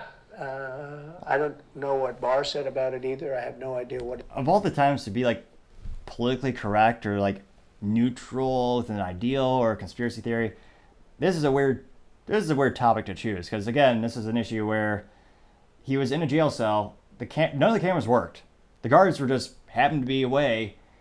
He was apparently on suicide watch, and yet they gave him materials which you normally take away, like shoelaces and stuff. And oh yeah, his mate in the cell was a very violent person. And two or three doctors who looked at the body said, oh yeah, someone strangled the heck out of him. I mean, I would venture to say most Americans are confident that Epstein didn't kill himself. It was trending for quite some time on social media. Again, it's fascinating. He's the only person to ever be arrested in history for trafficking and to have no customers. That list was never released, and those people were presumably never prosecuted. Interesting.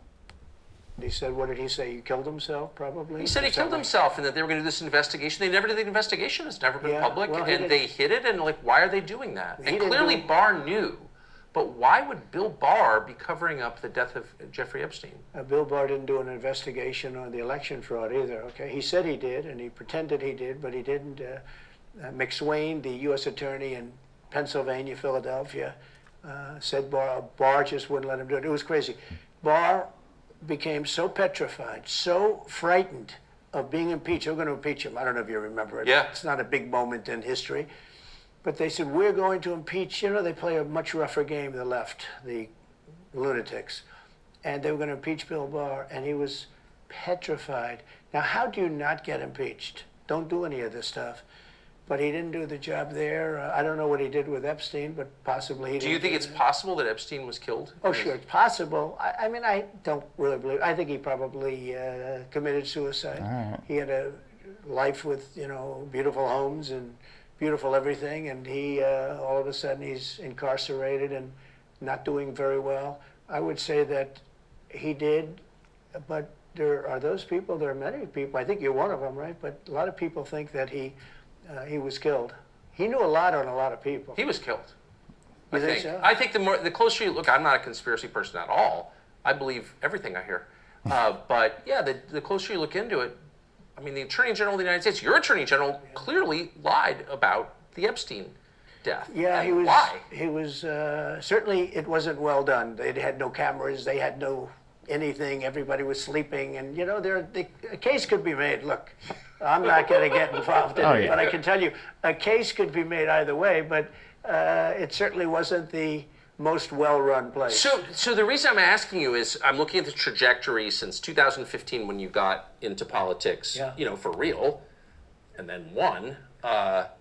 It started with protests against you, massive protests, organized protests by the left, and then it moved to impeachment twice, right?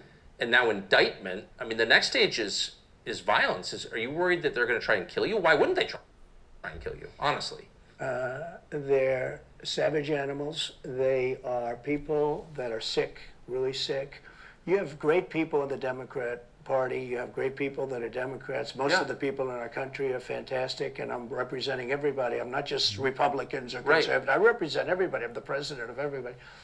But I've seen what they do. I've seen the lengths that they go to. When they make up the Russia, when that's exposed and they go down, and Barr should have gone after them, and other people should have gone after, and they did very late, because the Durham report came out. It was fairly good. It could have been a lot tougher, I guess, but it was fairly good. But it explained how corrupt it was. I'll tell you who did a great job was the Inspector General Horowitz. He did a phenomenal report. You didn't have to go to Durham. He did it on Comey and on, I guess, McCabe and some others, and it was a vicious, it was basically a true report, how bad they are. But these people are sick people. These are people that I think they hate our country. You want to know the truth. When you see open borders, when you see these policies that they have, and so many other things, it's so sad to see.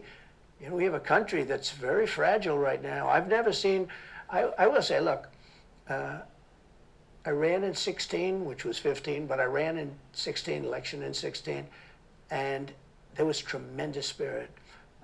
In 20, there was even more spirit. We got millions and millions more votes. You know, it wasn't even a contest. People said, well, what'd you think of 20? I said, we did much better. We did.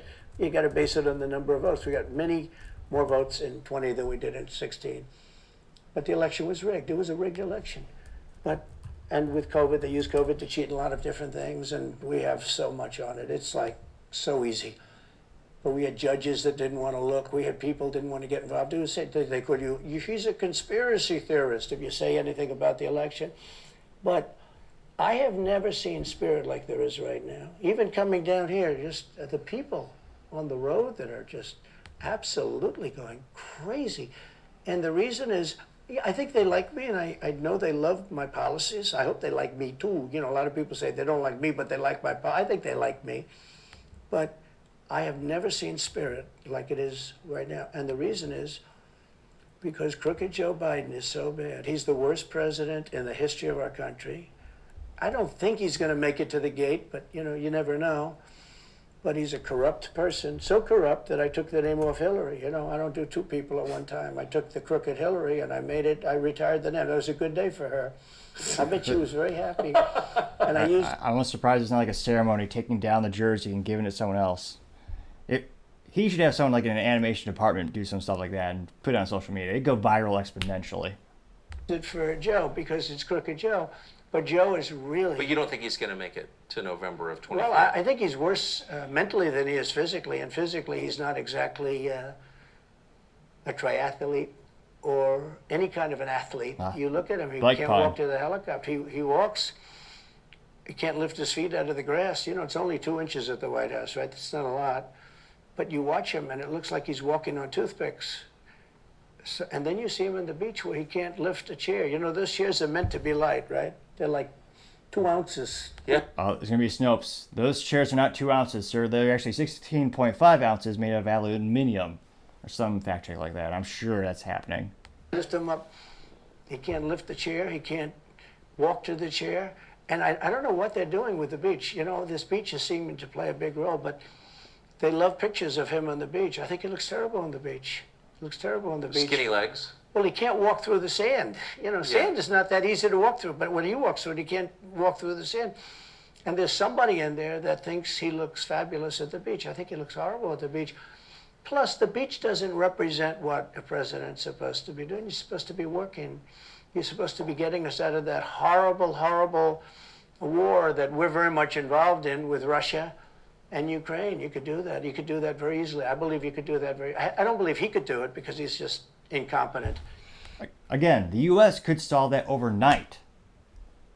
It's simple. Again, it's not an original idea, but just tell Ukraine, hey, no more funding. We've given you over $100 billion. Here's what's going to happen. Each side's going to give something up, and there's going to be some peace. The Ukraine is completely dependent on outside sources to fund them, not just with cash, but with arms and armaments.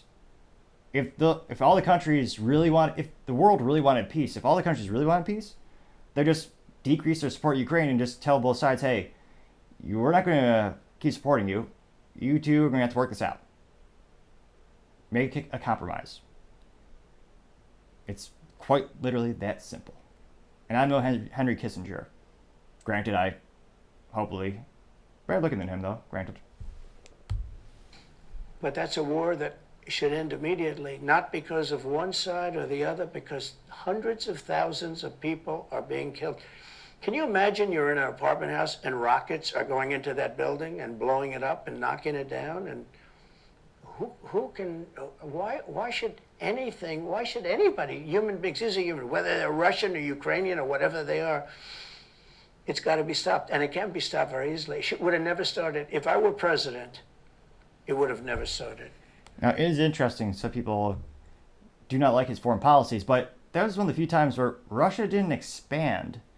They did with the prior administrations, going to Crimea and a couple other places I can barely pronounce, to be honest. But interestingly enough, and ironically enough, when we were told that this is the one president who was a Russian catspaw, it was one time when Russia didn't really expand. Interesting. So back to Biden, I'm interested. So you think he's failing? He obviously is failing. I think it's clear to everybody. But not that everyone. would make Kamala Harris the candidate? Well, not really. I mean, I guess they'd have maybe a free-for-all. A lot of people say she has to remain for certain reasons the candidate. She has to. I don't think that's true, actually. I don't think that other people would stand for it. She has some bad moments. Her moments are almost as bad as his. I think his are worse, actually. Yeah. But she seems pretty senile, too. She speaks in rhyme. It's weird. It's weird.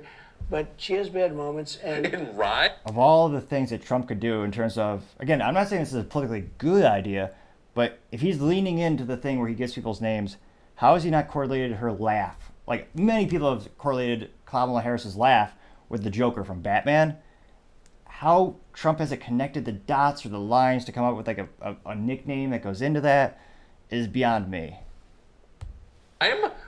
Well, the way she talks, the bus will go here and then the bus will go there because that's what buses do. And it's weird. The whole thing is weird. This is not a president of the United States future.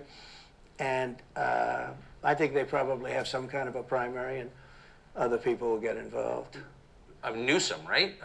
Could be. I mean, you know, I always got along well with him, believe it or not. But could be him, could be somebody else. He's got a big load on his shoulders because you look at California, what's happened. Yeah. But I don't know if the American people really, the people that vote for him, I don't even know if they care. You know, you look at so many of the things that are... They don't. During the worst lockdowns, during when California completely decimated their economy and hundreds of businesses left California, mostly to Texas and other freedom-loving states like Florida, they actually tried to get him out of office. They had to try to have a recall. He still won. California is getting exactly what they want. They vote for him again and again and again. Going on, and people don't seem to be... In the old days, if you had a bad record, it meant a lot. Today, if you have a bad record, it doesn't really mean anything. You know, he looks good, he's a nice-looking guy, speaks well. But Biden, every time you watch him talking, it's like he's walking on eggs. You're waiting for him to collapse. And he almost always does. And I got to know the leaders of all of the countries, essentially, but the big ones. And the bigger, the tougher the leader. You know, it's like sort of, I guess maybe that's the way it's supposed to be. But I got to know President Xi of China and Putin and Kim Jong-un, North Korea. Did a great job with North Korea, kept us out of a nuclear war. We would have 40,000 dead soldiers right now. They'd drop a nuke right on top of the military base. But we have 40,000 soldiers over there. And I did great. I got along with him great. That's a positive. You know, the press said, he said nice things about Kim Jong-un. I also said horrible things at the beginning. Horrible enough that he wanted to talk. And we talked and we met in Singapore. We met actually twice. And we had unbelievable meetings. I know him very well. We were in great shape with him. What do you think he and Xi and Putin think of Biden? I think they can't believe it. I think they probably say this is some kind of a system. You know, they had great respect for our country. They respected me. They had great respect for our country when I was there. Every one of them. Look, if you go to North Korea, you take a look at what happened. You know, the Olympics was dead. South Korea spent billions on the Olympics. Nobody was going to go. They didn't want to get blown up. They called me and they said, we are going to let the Olympics proceed. This is North Korea. I said, you should go into the Olympics. Put your athletes in. It wasn't like, you know, they were big on athletes because, you know. Famine. But they went in, and they actually participated. And within about 2 days, the entire thing was sold out. And if it wasn't me, that would have never happened. But I got along very well with him, and that's a positive thing. He does have massive nuclear power, by the way. And if Hillary would have gotten in, or if the Obama thought process continued, it would have been a nuclear war, absolutely, with North Korea. He was expecting to go into a war, and it would have been a nuclear war. So do you think the rest of the world looks on at Biden and thinks someone else has got to be running the government? Well, somebody else. So I was curious. I always thought North Korea was always on the precipice of getting nuclear power, but again, this is according to ICANN and Washington Post. It says, a recent article saying that North Korea has an estimated arsenal between 30 and 40 nuclear weapons and sufficient production of fission material for 6 to 7 nuclear weapons per year. It also stockpiled a significant quantity of chemical and biological weapons. So, interestingly enough, perhaps the threat is bigger than we thought. This has to be. I don't think he's capable of doing anything. Look, when I debated him, I said, how come, and this was in front of probably not a friend of yours, Chris Wallace. He was the moderator. Not a friend. I said, why is it? He wants to be Mike, but he doesn't have the talent. It's one of those bitchy little man. He wanted to be his father, but he didn't have the talent of his father was great. He's a little fussy man. His father interviewed me in 60 Minutes. It was actually a 10. Can you believe it? I told him his father had talent, at least. I may have been the only guy that he gave a good 60 Minutes to. He was rough. Really? His father was tough. He was great, though. He was great at what he did. But Chris Wallace was so upset. He was guarding this guy, who wouldn't do a show, by the way. You know, he wouldn't do. I figured, I didn't mind Chris Wallace because he wouldn't do Biden wouldn't do a show, and it was very obvious. You know, he kept asking him and asking, but he wouldn't do the show, so I figured he's got to like me, but he came from a different planet. But remember when I asked the question, why is it that the mayor of Moscow's wife is allowed to give you $3.5 million? Don't forget, that was brought up now, it's brought up all the time, but that was brought up by me long before anyone ever heard of it. I said, the mayor of Moscow's wife giving you $3.5 million. What did you do to deserve $3.5 million? To Biden. And Chris Wallace said, this has nothing to do with the debate. I mean, he got in the way of the question. No, it was crazy. And I said, well, wait a minute, he got $3.5 million for the mayor of Moscow's wife. Now, people forget that, but if you go back and take a look, you will see. And Chris Wallace didn't want me to ask that question. I said, I think it's a very appropriate question. It turned out to be much more appropriate than people thought. Amazing. So do you have a preference in, assuming you're the Republican nominee and all goes as you plan it to go, do you have a preference in who you run against? In many ways, I'd love to run against him because his record's so bad. You know, it's still horrible when you look at inflation and everything else, but others also have very bad records. I mean, California's a bad record, so, you know, should it be Gavin or should it be somebody else? When I look at San Francisco, what's happened to that incredible city? That was one of the greatest cities in the world just a short while ago, and now it's so is Detroit. Very sad when you look at it. Los Angeles, every city practically, all the Democrat-run cities. You know, Republican-run cities are doing very nicely because they arrest people when you have crimes, and they don't go after political candidates because they think it's good. You know, I mean, it's like been amazing. My poll numbers are the highest I've ever had, but because people understand it. Well, can I just ask you, that gets back to my original question. So if the protest didn't work, you got elected anyway. Yeah. Impeachment didn't work twice, obviously.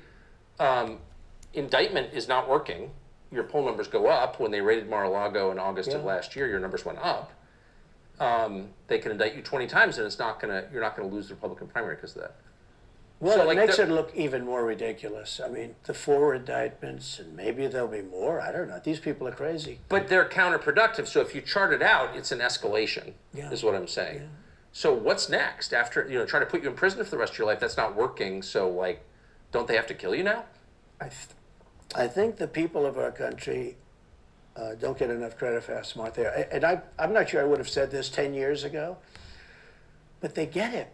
You know, they really get it. When somebody gets indicted, your poll numbers go down. When somebody gets indicted, you announce, ladies and gentlemen, I'll be leaving to spend time with my family and to fight for the rest of my life for this stuff. But you're out of politics. I got indicted 4 times. All trivia, nonsense, bullshit. It's all bullshit. It's horrible when you look and you look at what they're doing. It is fascinating, too. He actually raised over, I believe it was $1 million in the first day of the first indictment.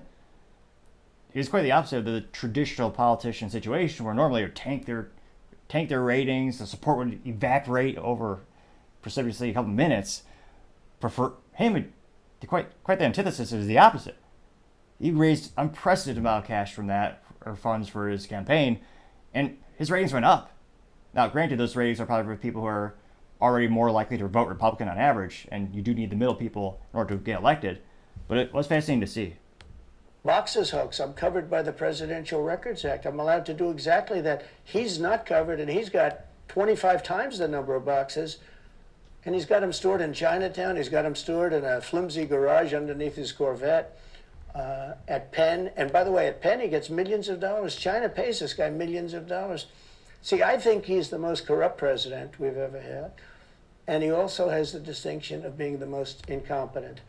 And I believe both. I mean, he's both incompetent and corrupt. So I actually believe he's compromised because China knows so much about him. They know where the money comes from. They know where it is, who paid it, and they probably paid it. Well, they do pay Penn, and he gets $1 million. I think he takes $999,000 because, keeps it a little bit under $1 million, like by $1. But he, in many ways, is a Manchurian candidate.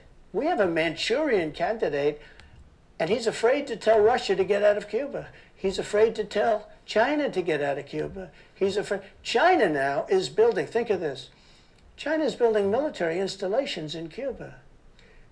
The Cuban population of Miami is not too happy because they're never going to be able to go back. Yeah. And there's a reason my family got the hell out of Cuba when Fidel took over. It is disgusting how many Americans actually praise communism, and yet they never spend a day in Venezuela or Cuba. There's a reason people leave those places as soon as they can. However, they do whatever they can to get out. And you don't even hear about it. And the worst culprit is the press, the media, because normally, you know, when I first heard that China's building installations in Cuba, and installations means military installations, okay, you know, they said just some communication. They did that on the islands with Japan. They took the island, they started this massive construction, and they told everybody, including the Japanese have to be very careful. They told everybody that this is a housing development. They're going to build a housing development. And I said, how come the runway is 20,000 feet long? You know, private jets need 4,000 feet. They don't need 20,000 feet. The big ones need 20,000 feet. They don't even need 20. And I looked at the runway, I said, that's the largest runway ever built, both in width and length, for housing development. There's nobody that has a plane that big that you would have a runway that's Why is for China testing. allowed to conduct imperialism in our hemisphere? Well, yeah, and it's far beyond Cuba. It's all over South America. Yeah, in the Caribbean. So we built a thing called the Panama Canal. We lost 35,000 people to the mosquito, you know, malaria. Yeah. We lost 35,000 people building. We lost 35,000 people because of the mosquito. Vicious. They had to build under nets. It was one of the true great wonders of the world. As he said, one of the 9 wonders of the world. No, it was one of the 7. It happened a little while ago, you know. It says 9 wonders of the world. You could make 9 wonders. He would have been better off if he stuck with the 9 and just said, yeah, I think it's 9. But this is one of the true 7 wonders of the world.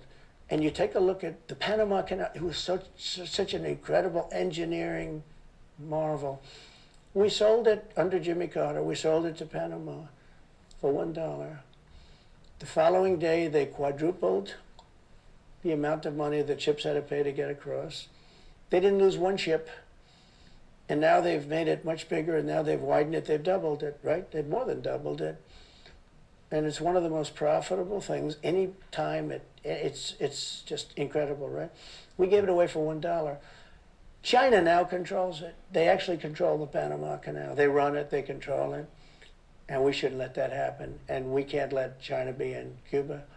And they'll get out. If I'm president, they'll get out. Because I had a very good relationship with President Xi, but he respected this country, he respected me, and he'll get out.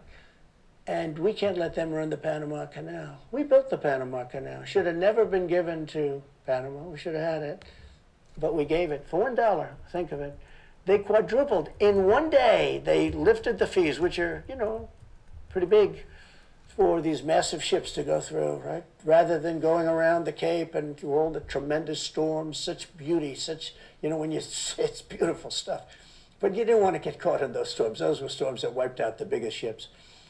And we go through the Panama Canal, we built it, and we gave it away for $1. Think of that, how stupid are we? We have done the stupidest things in this country. And now we have a president that can't put 2 sentences together, can't speak, can't walk, can't talk. I don't think he gets to the starting gate, but these people do miracles. I mean, he ran out of his basement, and you got away with that one because of COVID, so he sort of got away with it. They cheated on the election. But you have people that are very smart, but they're fascists and they're radical left lunatics, and they're destroying our country with the all-electric cars and the windmills all over the place, which, by the way, don't work, and they're all, most of them made in China. For the most part, they're made in China. Germany a little bit, but China. But you look at what's happening to our country, even no voter ID. I mean, why don't they want voter ID? There's only one reason they don't want voter ID, because they want to cheat. I mean, who doesn't want, you know, the Democrat convention, the last one, they had voter ID that was this big. It looked like a prison card, this big on their chest. You walked in, they had your picture, your this, your fingerprint. They had everything. The most incredible voter ID I've ever seen. That was to get into the Democrat National Convention. But Ironic. to get in to vote, if you buy groceries, if you buy practically anything now, you have ID on a card. credit cards or otherwise. And But that, don't you think it's racist to have to show your ID? well, they probably say that. They use anything not to show ID because That's the most cliche thing you hear in politics, as showing an ID has somehow become political. They say, oh yeah, minorities can't get IDs. It's discrimination. It's hard for them. It's pretty morally vacuous for you to think they don't have the abilities. My family's from Cuba. We have IDs. You just go to the DMV. It's really not that complicated. And it's pretty insulting that you would think that's above our intellect. voter ID is pretty simple. And we could go back, and we should go back to all paper ballots, voter ID, same-day voting. You know, France did it. France had mail-in ballots, and it was terrible. Anytime you have mail-in ballots, you're going to have massive cheating on your elections. Anytime, but not just the presidential election. Anytime you have... Isn't that the whole point of them? So yeah. you can Oh, cheat? yeah, sure. It's their whole point. That's their whole point. They want to cheat. Yeah. They have to cheat because their policies are so... Again, I don't think this is an original idea in terms of, for me, but if everyone is so concerned, left and right, about the integrity of elections, we have holidays for everything in the United States. The most nuanced BS thing is now a holiday. Why not have a holiday called Voting Day? Shut down everything, everyone goes to vote in person, and then there's also no speculation when we're sometimes waiting days for everyone to get down, to get there and vote, to do it all at once. Would be a little logistically challenging? Perhaps. There might be some long lines, you set up a bunch of locations, use some stadiums, but I think that might put to rest a lot of the concerns that are around this. So bad that if they didn't cheat, they couldn't get elected. Who wants open borders? Who wants high taxes? Who wants high interest rates? Who wants to not be able to use a gas stove? Or have to drive an electric car, which, you know, you have a 4-hour drive, but the car only goes an hour and a half, so you have to charge it. The happiest moment for somebody in an electric car is the first 10 minutes. In other words, you get it charged, and now for 10 minutes. The unhappiest part is the next hour, because you're petrified that you're not going to be finding another charger.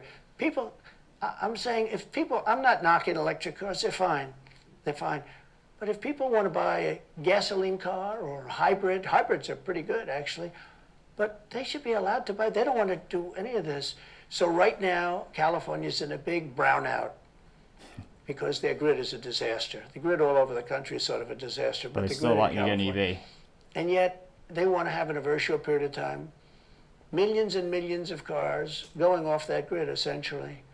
Not possible. It doesn't work. So plug your car into a grid that's You failed. should be able to buy an electric car. You know, electric cars could be fine if you drive short distances and you want to have, you know, whatever, and you have plug-ins everywhere you go. They could be fine. But you got to have gasoline cars. You got to have everything. Let people buy everything. Now there's the new thing. They used to call that the free market. Is your heating systems in the house. They don't want you to have a modern-day heating system. They want you to use a heating system that will cost you at least $10,000 to buy and won't work very well. Like an electric You know, car. none of the stuff works as well. One of the things I did with EPA is you have states, many states, most of the states have so much water. You know, it comes out of heaven, right? The water pours down and you have it. It's there. It's got to go wherever it goes, into the oceans, whatever. It's not like a big problem. Now, in some states, they have a problem. You know, you have some desert areas and all. And for that, it's okay. But they have sinks where no water comes out. You turn it on, no water comes out. No water comes out of the shower. No water is allowed to go into the washing machine for your dishes or for your clothing or what. And I avoided all of that. Wait, they have sinks where no water comes Sure, out? you have restrictors. When I say no water, very little water. You want to wash your hands, right? Yeah. And you've seen this, and you turn on the sink and it's very little. Or you want to wash your beautiful hair, right? And you're standing under a shower. Then the suds never go. The water comes out very slowly. I'm sure you've seen this. It usually takes place in new hotels and new homes. Yeah, you take a drill and take the They have limiter out. well, you can, but now they make it so you can't do that so easily. They have a restrictor. It's called a restrictor, and it restricts the water from coming out. So I ended all of that, and you have to see these. They let the water come out. You know what people do? They wash their hands like 5 times longer, or in the washing machine they'll press for their, let's say the dishwasher. They'll press it. Then they'll press it about 7 or 8 times. Yeah. they'll end up using more water, and it still won't be very good. I met with the head of Whirlpool. They were practically going out of business during my administration, and they said to me, from Ohio, incredible, great state, I love Ohio, and they were really doing badly because people were dumping washing machines all over, mostly from South Korea, but also from China. And he was explaining it's just a terrible situation. I said, let me ask you. And that's, in terms of importing, dumping is when a country basically puts a product into another market for cheaper than it is in their market. And the argument is that it's anti-competitive, so that's the term he's saying where, they're just they're putting these in this market, and they're going to eventually put out the United States producers out of business, and eventually they'll be the only game in town. Ask you, how's the quality? He says, we're better, but they are good enough quality. But, of course he's going to say that, but, they are better. He said, but they don't allow us. They're dumping these machines. They're cutting us in half. They're killing us. And on top of it, the government won't let us use water in our machines. I mean, he shows me like a quarter of a bottle of water. That's supposed to be washing clothing. And I freed it all up, and I put tariffs on these countries that were selling and the machines coming into the country. And that company went from all the washing machine companies, they make washing machines, they make dryers, they make all of the different machines that do this kind of work, including dishwashers. And they went from a disaster area to being just thriving. But can I ask They love me in that part of Ohio. Well, I bet they do, but why should EPA, no one at EPA was elected by anybody, Yeah. Why do they have the power to decide how much water your washing machine uses? Shouldn't Congress in a democracy get to vote on that? Yeah, you could say that. They do things that are not very... So how do you, that's my question, how do you, if you get elected again, you go back to Washington, how do you keep the agencies under control? How do you keep FBI and CIA specifically under control? The way you do it, like I fired Comey, that was a big deal. A lot of people said, and I fired him very early. Somebody said, oh, I wish you would have fired him. There was a real question about firing him anyway. You understand, because, when they have a 10-year term, there is a question. I fired Comey. That was a great thing. If I didn't fire Comey, maybe I wouldn't be talking to you, or I'd be talking to you about real estate or something else other than politics, right? That was a coup, in my opinion. That was a very sick deal. That was the insurance policy. You remember the insurance policy? Oh, she's going to win, darling. She's going to win. But just in case she doesn't, we have an insurance policy. And insurance policy was what they were doing. And we caught them with that. That was a very important tweet or whatever it was, text. It was a big deal. That was a big deal. The insurance policy. She's going to win 100 million to 1. That's not good odds. At least they gave me 1, right? 100 million to 1. But just in case she doesn't win, we have an insurance policy. And everybody said, that's strange. That's strange. But we caught all that because I fired Comey. Because when I fired Comey, it was like throwing a rock into a hornet's nest, into a nest of bees, and the place went crazy. So when you were president, are you confident that you knew everything, say, CIA was doing around? No, I'm not. It's no one knows what it's they're a doing. very interesting group of people. I had very good relationships, I thought, but I was a little surprised when I got out that things go on. Look, it's... what were you surprised by? I was surprised. I think it's some of the people. I was surprised that there was... I had a group of people. We killed many, using the CIA, I have to say this, very bad actors. We were very good at it.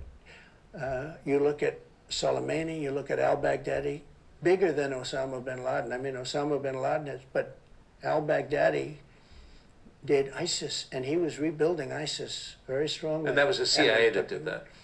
That was really us that did that. Yeah. That was really us that did that.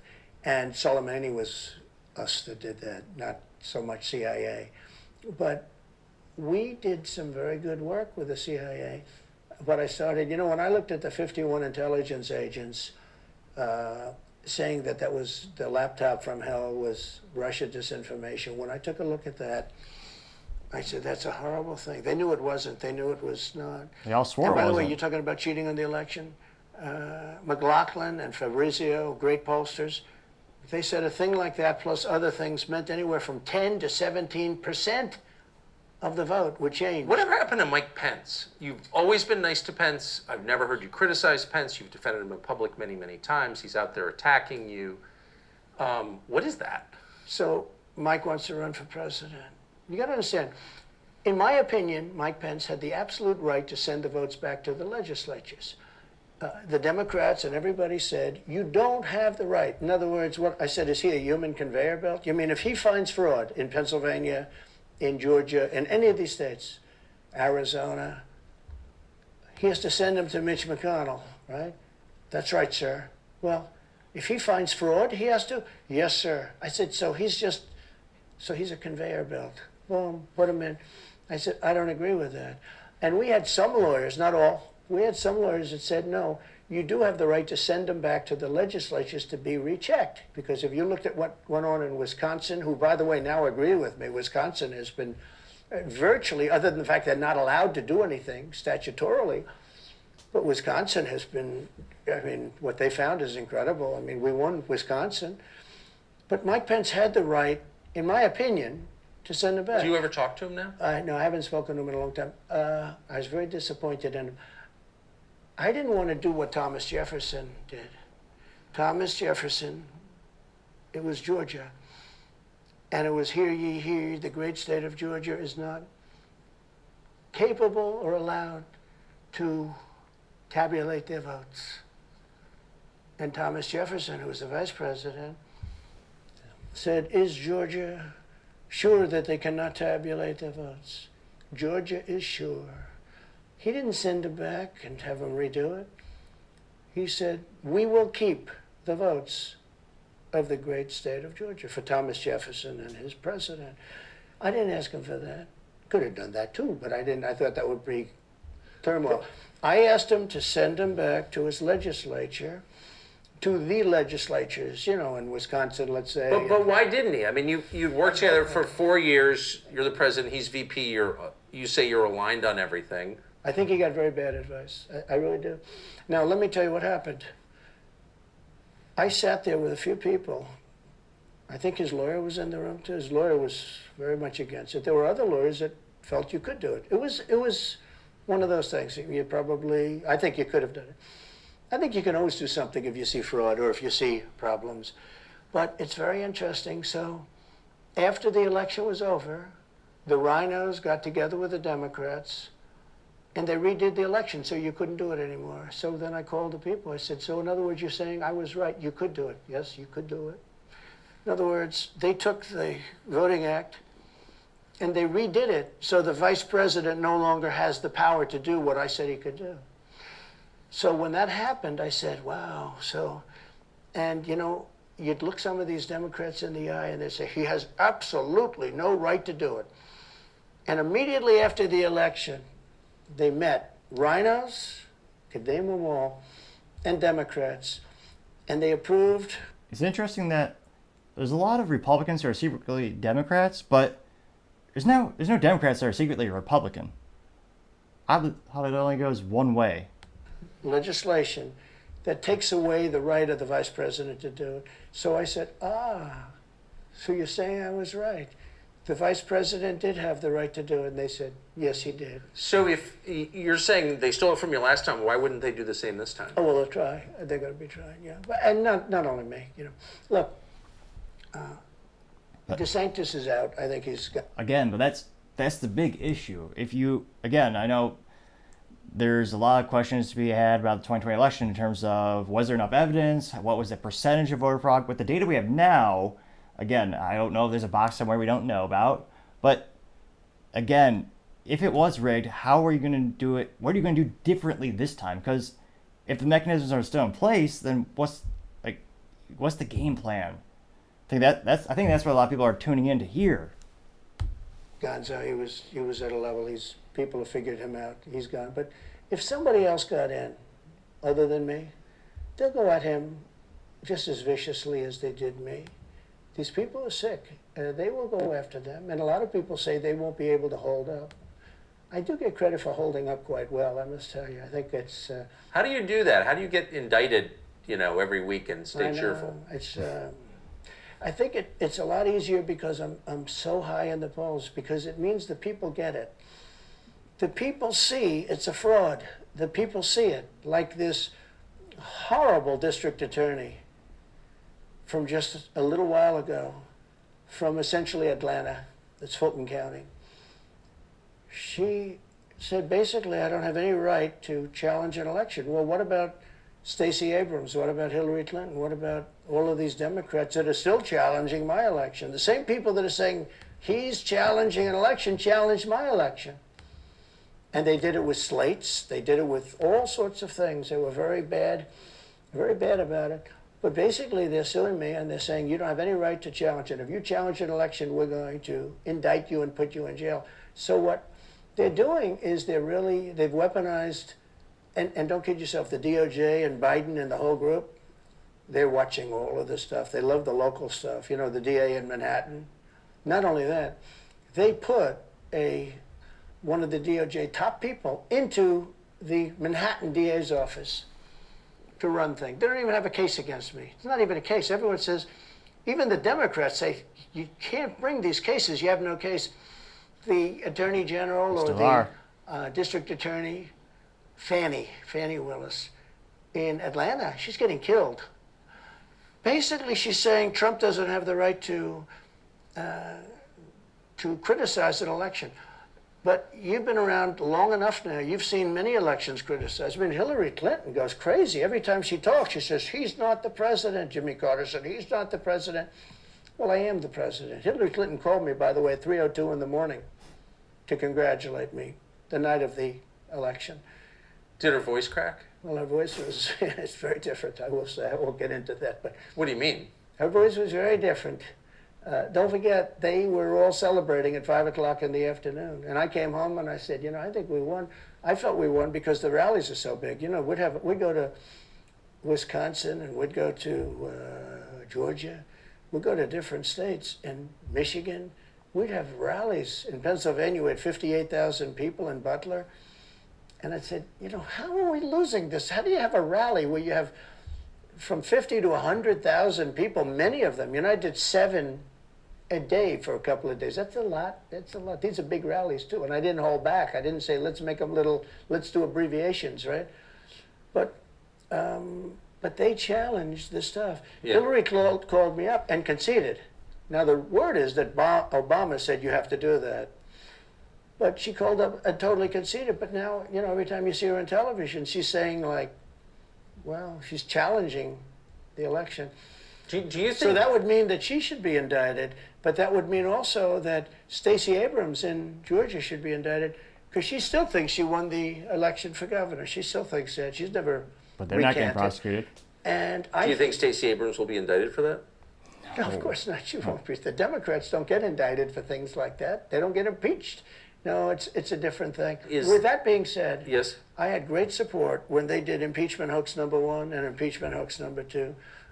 Jim Jordan, the House was fantastic. And actually the Senate was very good for me, other than, you know, Mitch McConnell. I think if he had, it's too bad I endorsed him. He was begging, he was going to lose that race, and I endorsed him, and he ended up winning the race because of my endorsement. He was down, he was going to lose to Amy McGrath. She was $90 million in cash, all set to go. She was leading by 3. He was going down. I did him a favor, and then 3-4 months later, he really wanted to impeach me. He's a bad guy. But if you look at what's going on politically, it's so interesting. The level of loyalty is different in politics than it is in normal life, I will say. With that being said, I've had great loyalty also. But the House was fantastic. The Senate was very good. You know, they overrode Mitch McConnell. Mitch McConnell, in my opinion, was trying to get senators to impeach me, especially for the second one. And on the first one, he acted very, very slow. He should have gone much faster. But Mitch McConnell wanted to, and the senators went up to him, guys that are subservient to him because he gives money. You know, he gives them money. He gives them a lot of money. He raises some money and he gives it to them, and therefore they do what he said. That's the only form of leadership he's got. So last question. If you're elected president again, what's your number one priority? When you ran last time, you said, I will build a wall. This time, your bottom line top promise to the country. So you can do numerous things at the same time. Of course. But let's say number one is a border, and taking hundreds of thousands of criminals that have been allowed into our country and getting them out and bringing them back to their country. Yes, but I don't know. This would be a good time to drill in, you know, the economy, 40-year hyperinflation. I mean, that's an important topic, don't get me wrong, but Guatemala. By the way, not only the 4 countries that we think of as neighbors, all over the world. Last month, we had 149 countries represented. Think of it. We had 149 countries represented, Tucker, from places that many people never even heard of, coming into our country. And they're coming in from mental institutions, and they're coming in from prisons. They're emptying out their prisons all over South America. They're emptying out their mental institutions. Terrorists are pouring into our country. We have no idea. I had the strongest border in the history of our country, and I built almost 500 miles of wall. You know, they like to say, oh, was it less? No. I built 500 miles. In fact, if you check with the authorities on the border, we built almost 500 miles of wall, and I had another 200 that I was going to build. You know, it's like water. It seeks. And we're going to build another 200. We built it. It was all set to go. All they had to do was install it. It would have taken 3 weeks. And that's when I found out. I said, I think these people actually want open borders. The first thing I would do would be I would seal up the border good and tight, except for people that want to come in legally. Do you think we're moving towards civil war? There's tremendous passion and there's tremendous love. You know, January 6th was a very interesting day because they don't report it properly. I believe it was the largest crowd I've ever spoken before. And you know some of the crowds I've spoken before. And like July 4th on the mall, I think they had 1 million people there. But I think that the biggest crowd I've ever spoken before was on January 6th. And people that were in that crowd, a very, very small group of people, and we said patriotically and peacefully and patriotically, right? Nobody ever says that.